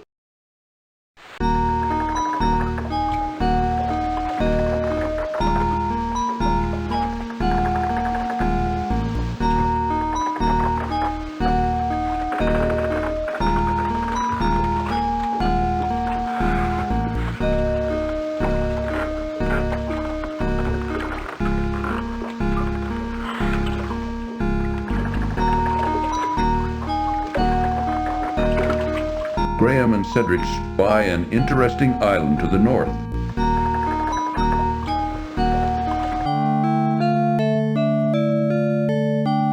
Look, Graham. Ooh, an island. Perhaps we should explore it. Yes, I think we should, Cedric.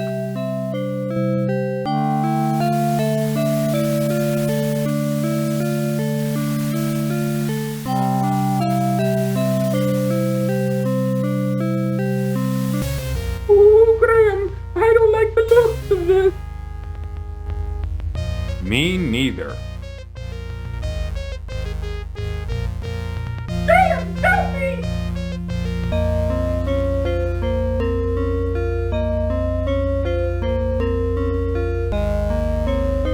Where did you find him, Manada? We found him on the beach. Isn't he luscious? I don't know. He doesn't look like my type. What do you think, Krulina? I think he looks too old and tough. I like my meals to be young and tender.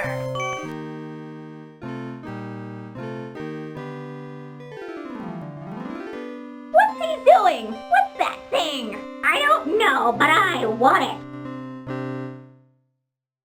Hey, that's not fair! Come on and get her, girl! Get her!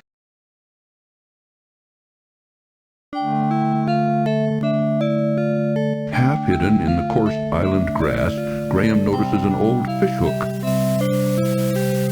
Graham quickly bends down and rescues the fishhook from the ground. The sandy path ends at two narrow ledges overhanging the craggy island.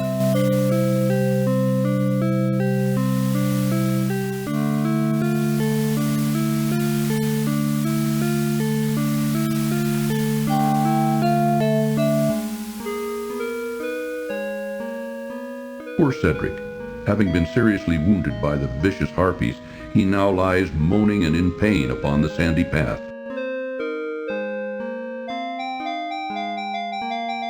Ooh. Ooh. Ooh. Graham, help me. Cedric, where do you hurt? Ooh, everywhere.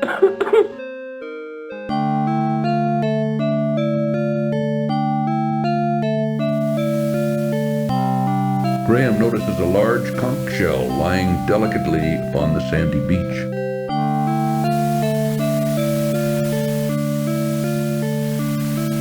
Graham bends over and picks up the beautifully colored shell.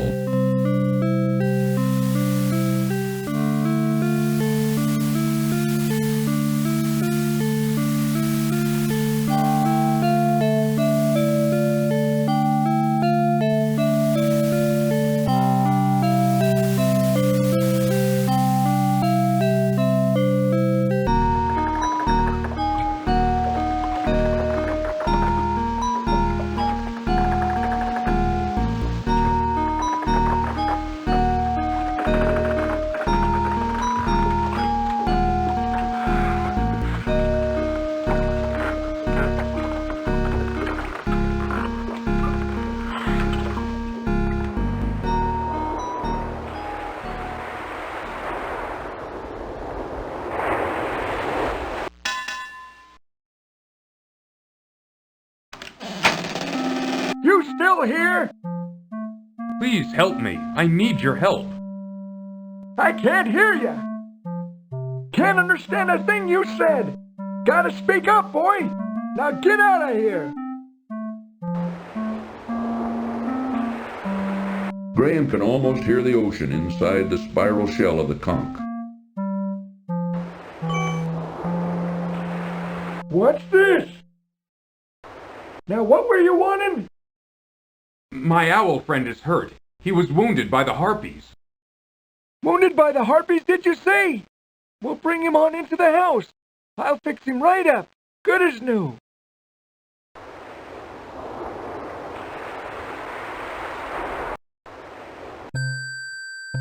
Lay him on the bed there. These poultices should fix the little feller up good as new.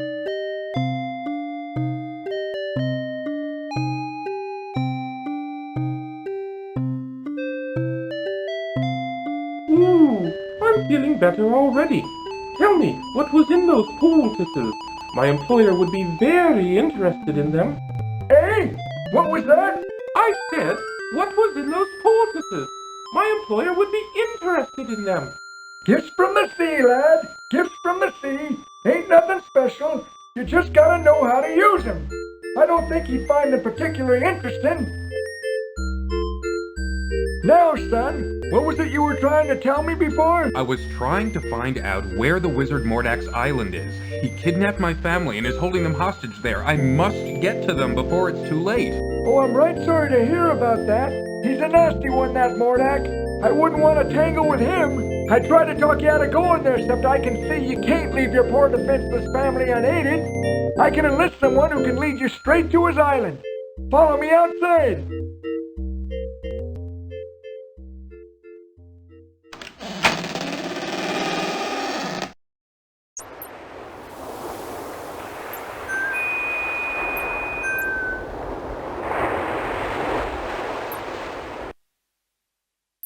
Pearl, this man needs your help.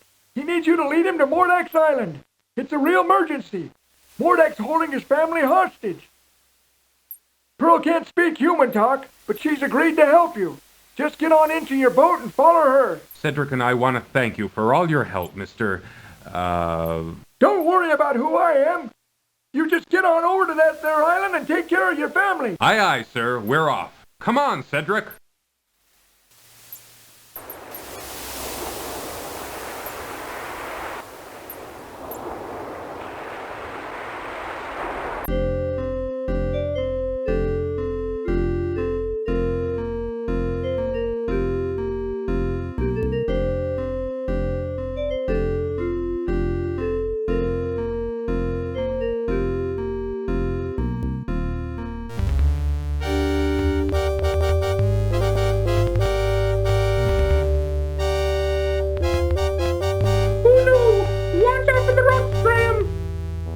Brace yourself, Cedric!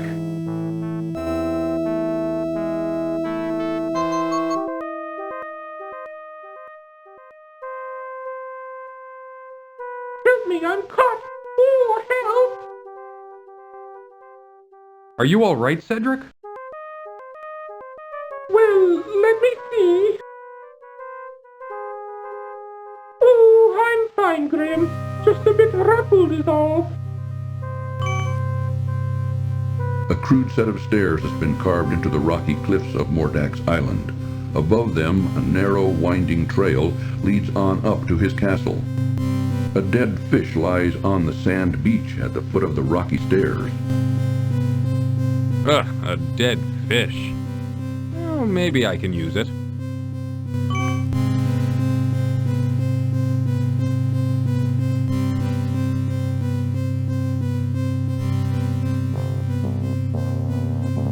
Oh, I don't like this place. It's creepy. Two monstrous statues of grotesque, distorted serpents face each other across the narrow trail leading to Mordak's castle. A bizarre castle seeming to rise up out of the very rocks of the strange island like some sort of grotesque growth, beckons, yet repels at the same time. The brilliant crystal shard feels smooth in Graham's hands.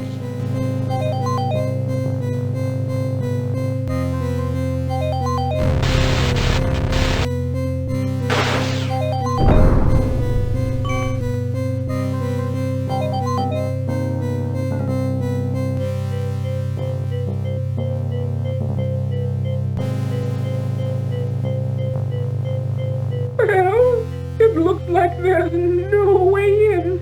Let's turn back. Come on, Cedric!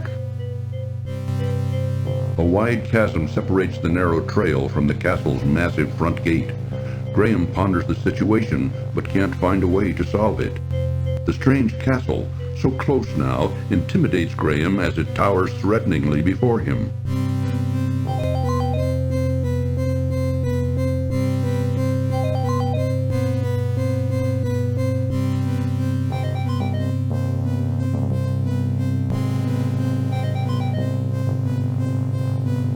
See? Dead end. Let's go back now. No, I'll figure this out. Graham notices a rusted grate embedded into a stone platform next to Mordak's castle. Graham tugs hard on the grate, but soon finds it's rusted in place and can't be budged. Cedric seems to be thinking big thoughts right now, perhaps planning their next move, and so is not in a talkative mood. The heavy iron bar is a bit rusted from being out in the weather.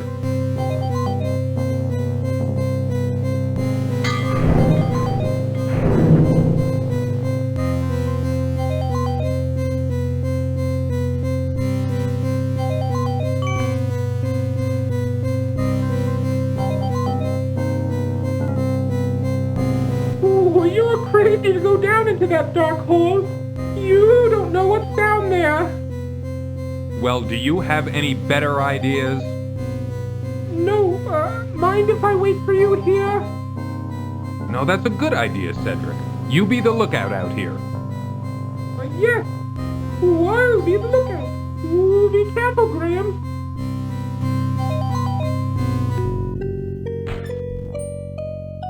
Graham looks around in terrified confusion as he finds himself in a labyrinth somewhere underneath Mordak's castle.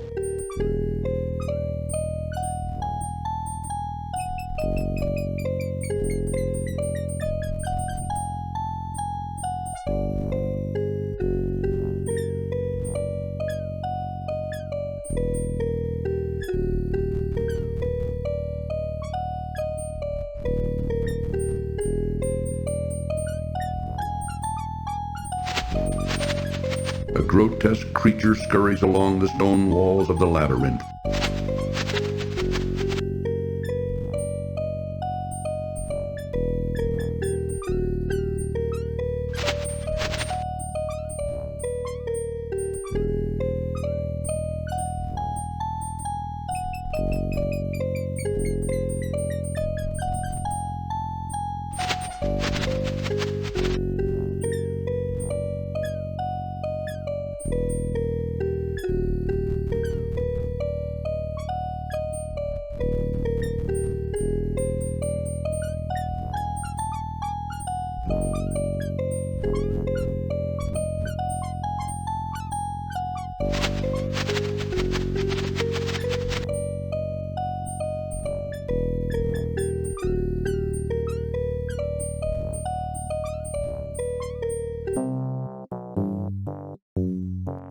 huge beast, sporting a fluffy topknot bound in a crude hairpin on top of his head, skulks in one dark corner of the labyrinth.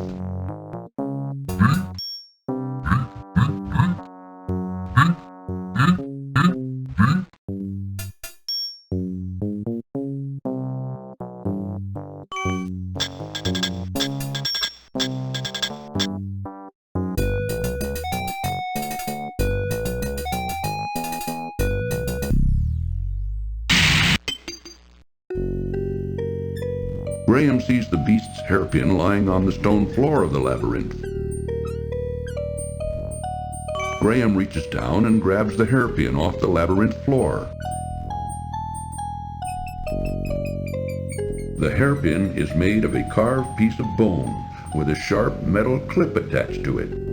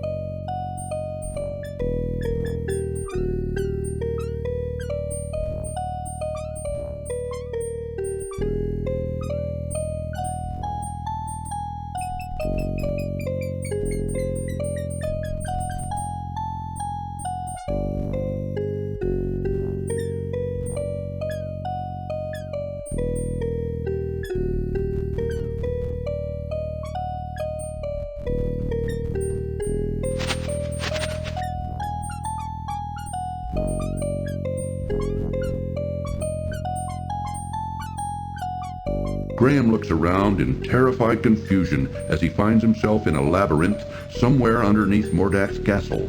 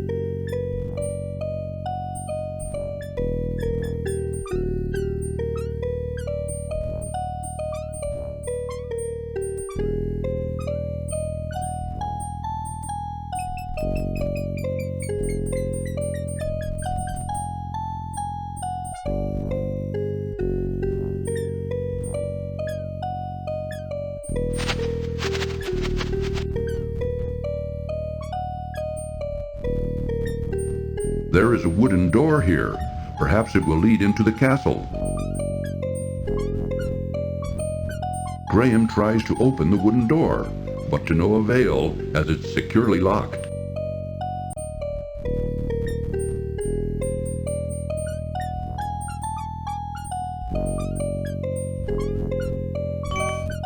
Graham inserts the hairpin into the door's large keyhole and discovers, to his amazement, that it fits perfectly. Turning it ever so gently, he soon hears a soft click, and the door is unlocked.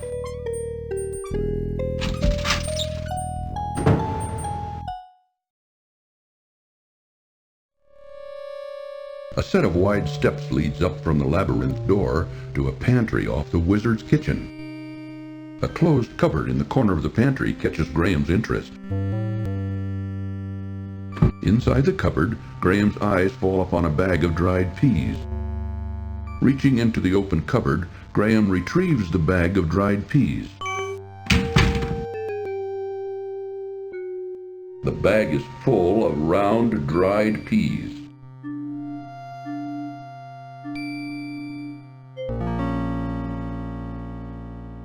Graham surveys Mordak's kitchen in disgust. It is an untidy mishmash of dirty pots, jars with unidentified contents, rags, and assorted junk. Even with all that, Graham can see nothing that interests him. A lovely young girl with long black hair, olive skin, and flashing green eyes laboriously scrubs the cold stone floor. Though wearing rags, her beauty nevertheless shines through. Don't come near me! Leave me alone! I would never hurt you. I'd like to help you. I don't believe you! You're probably one of them! I'm not. Believe me. Just go away! Please! I don't want to talk to you anymore!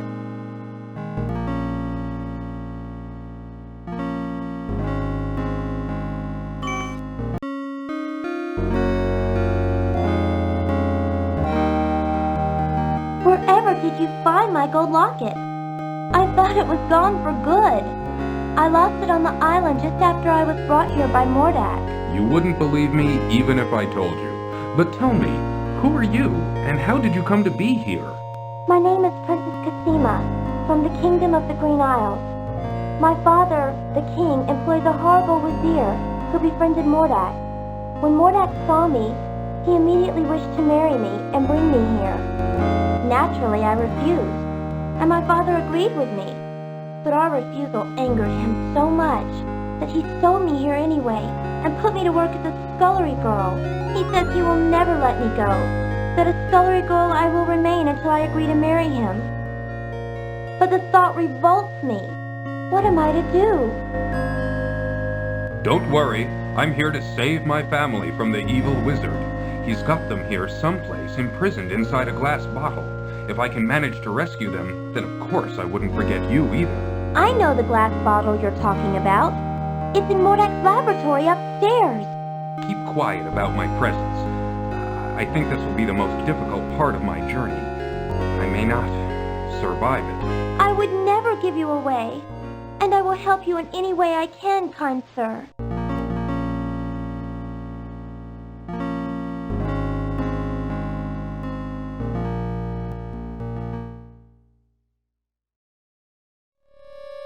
A hideous yet fascinating pipe organ commands attention as Graham walks through a downstairs hallway. Two distorted figures of bird-like women flank both sides of the monstrous pipe organ.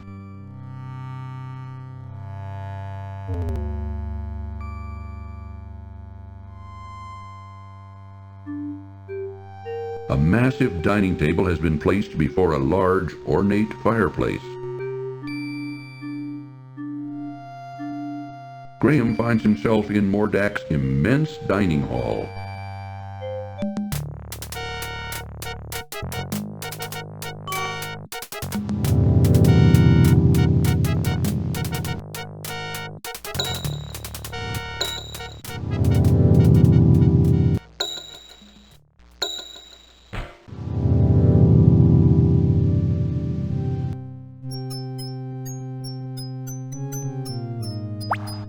Graham finds himself in a dirty, dingy cell somewhere below Mordak's castle. Graham can see a small, moldy piece of cheese just inside the mouse hole.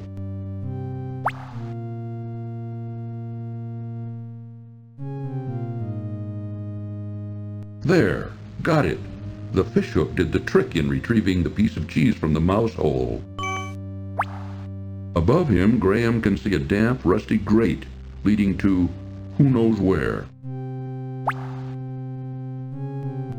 Graham finds himself in a dirty, dingy cell somewhere below Mordak's castle.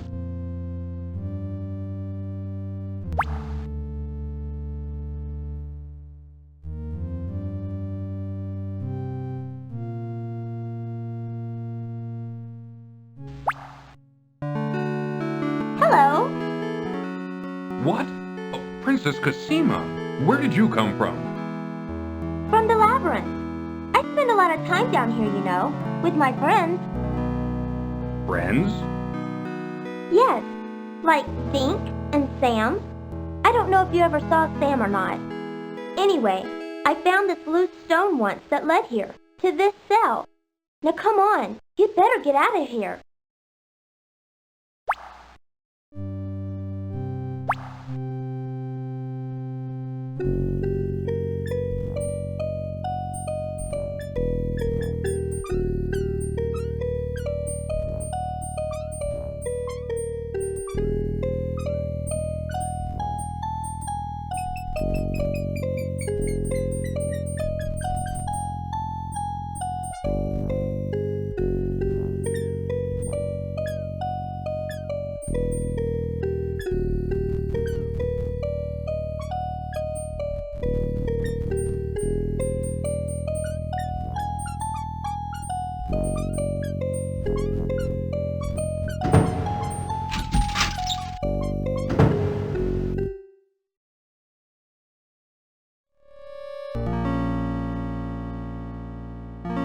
By the way, who are you? I'm King Graham of Daventry. I think I know where that is. It's very far from my home, though. Don't worry, somehow I'll get you home again, but first I've got to save my family. Yes, well, I'll stand by you, King Graham. I'll help if I can. Thanks, I may need it. Well, I'd better get back to work, and you should keep out of sight. Aye, aye, m'lady.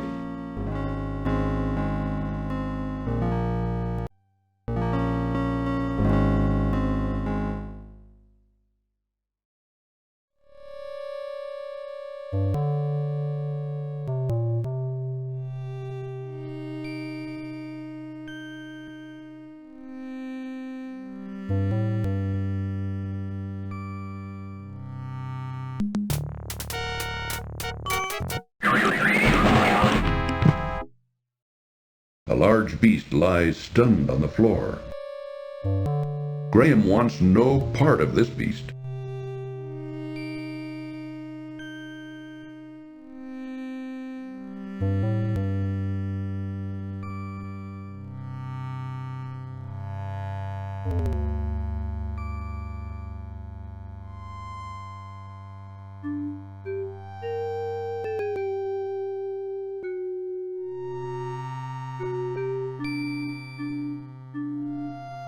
The black cat eyes Graham suspiciously.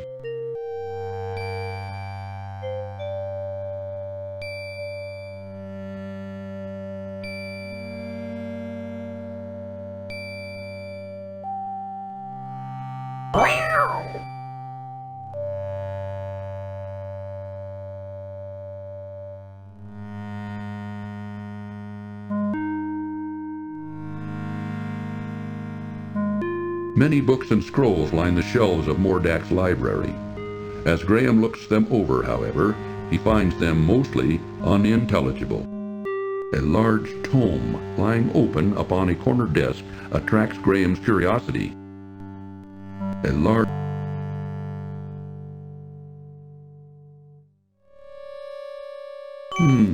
this looks interesting.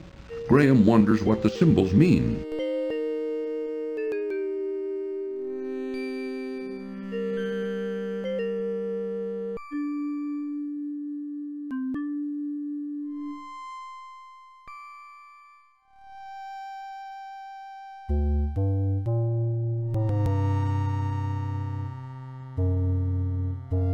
Graham can see into Mordak's bedroom through the open doorway.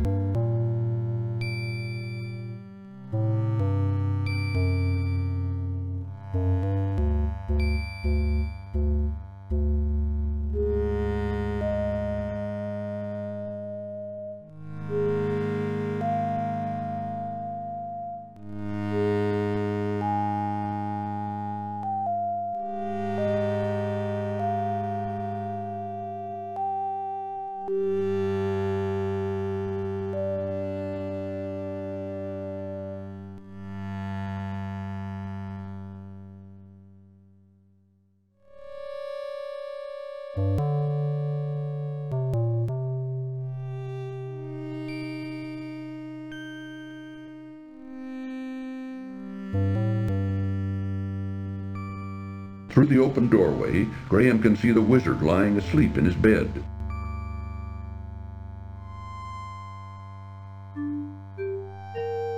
Mordak lies asleep on his huge, horrendous bed. A strange statue of a winged woman stands close to Mordak's bed.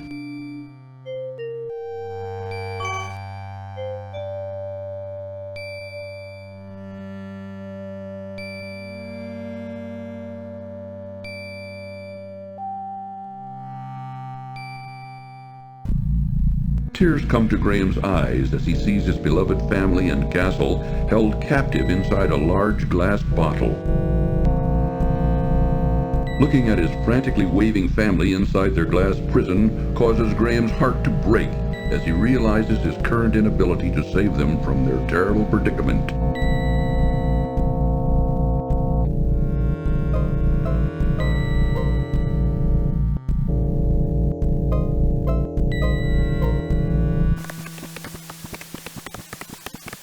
Graham has no idea what Mordak does with this strange contraption, but it couldn't be good.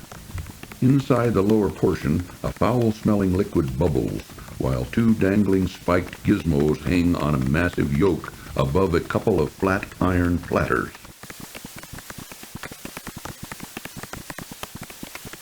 Mordak's wand glows brightly with restrained power.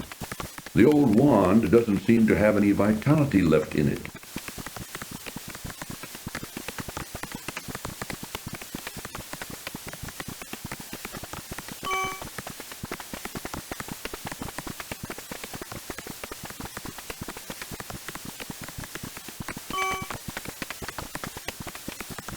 Green mold covers the small piece of cheese.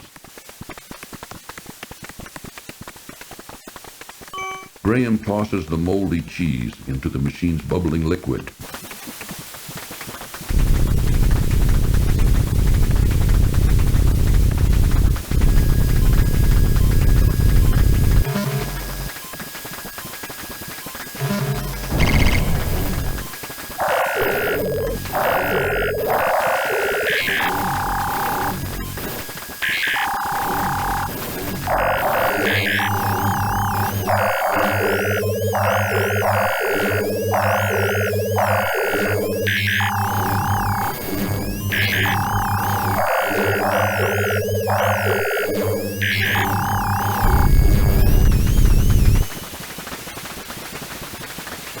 Mordak's wand now barely glows. Perhaps its power has weakened while Crispin's old wand now appears completely energized. What's going on here? I'll take care of you, you swine.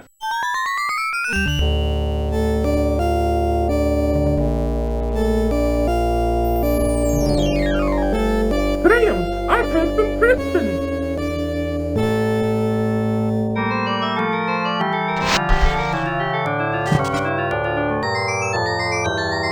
What the?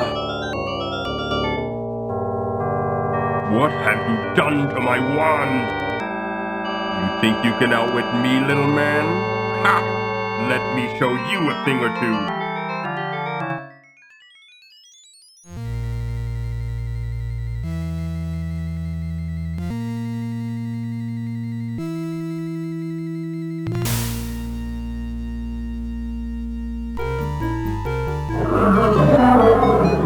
Why, you little...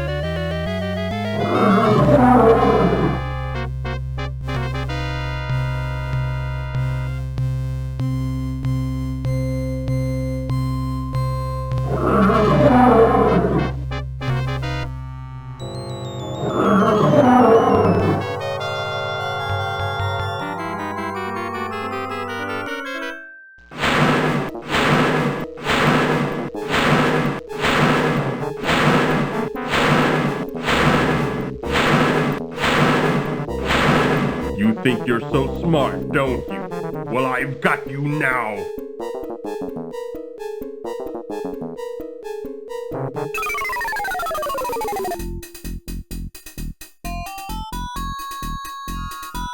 Say goodbye, swine.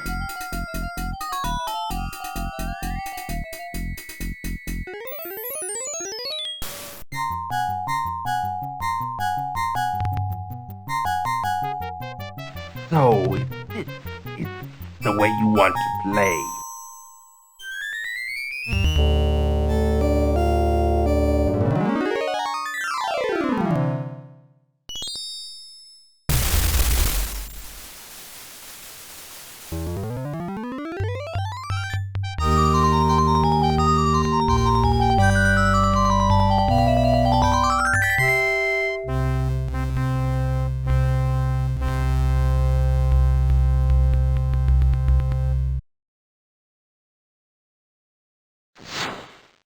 Now why won't you work?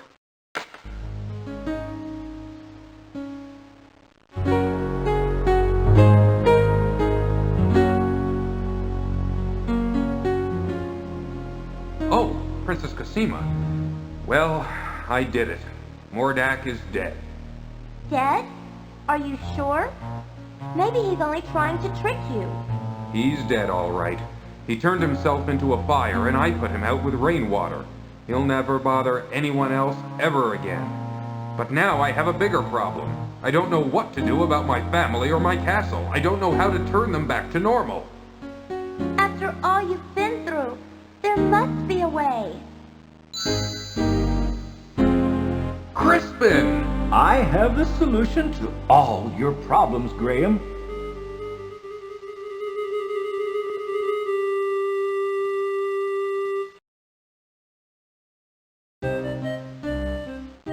While you and Cedric were gone, I did some asking around, and I found out that your son, Alexander, had the dubious distinction, if you may, of turning Mordak's brother, Manannan, into a cat some time back.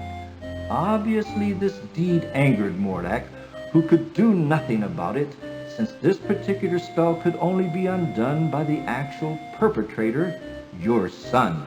It doesn't take a great genius to figure out that Mordak took your family and castle in revenge to try to persuade Alexander to restore Manannan back to his old self. I did discover, as now I see, that your castle and family were miniaturized and imprisoned inside a glass bottle. I did some research and found the spell for turning everything back to normal. Now watch.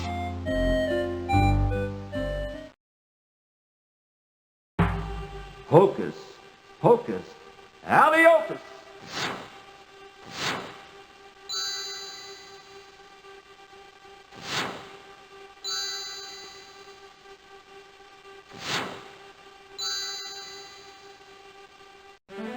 Valanies! My children! My joy knows no limits! Oh, Father, I'm so glad you're here.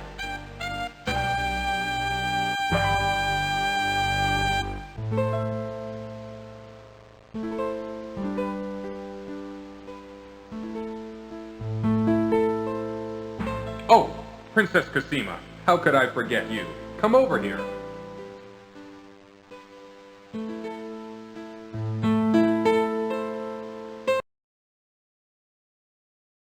Let me introduce you to my family. This is my wife, Queen Valenice, my daughter, Princess Rosella, and my son, Prince Alexander, who started this whole mess. All of you, this is Princess Cosima from the land of the Green Isles. Without her, none of us would be standing here now. She bravely saved my life. My lady, I am deeply in your debt, and I will make it up to you. With your permission, I'd like to travel to the land of the Green Isles to see you.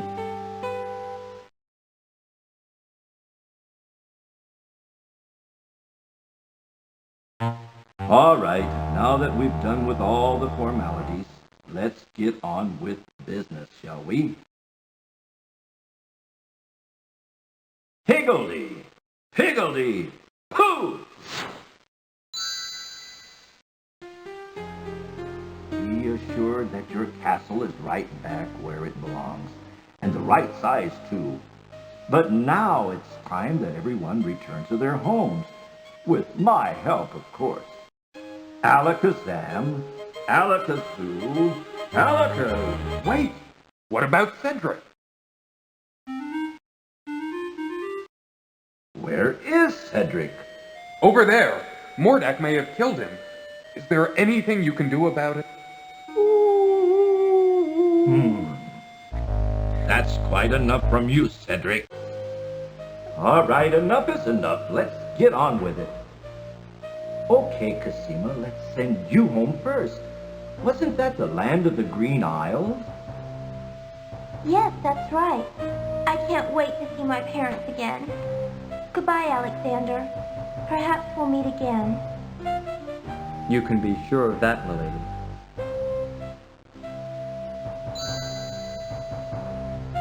Before you send us all home, Crispin, I just want to thank you for all your help. And you too, Cedric. I wouldn't be standing here with my family without you two. I'm deeply, deeply grateful. All in a day's work, my boy. All in a day's work, right, Cedric? Okay, back home you go. Alakazam. Alakazoo. Alakazee.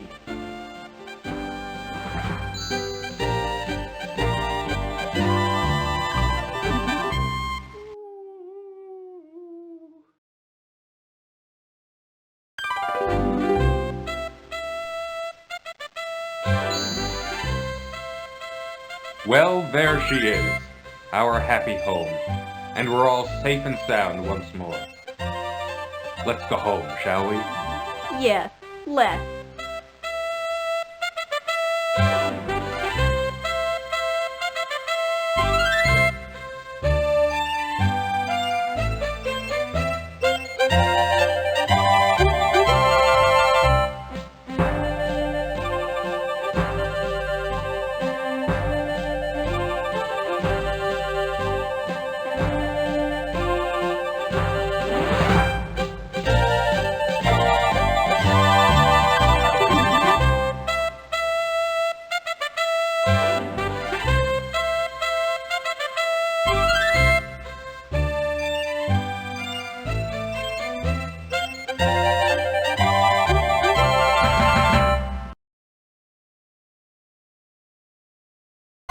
Graham should be very careful around a big old bear.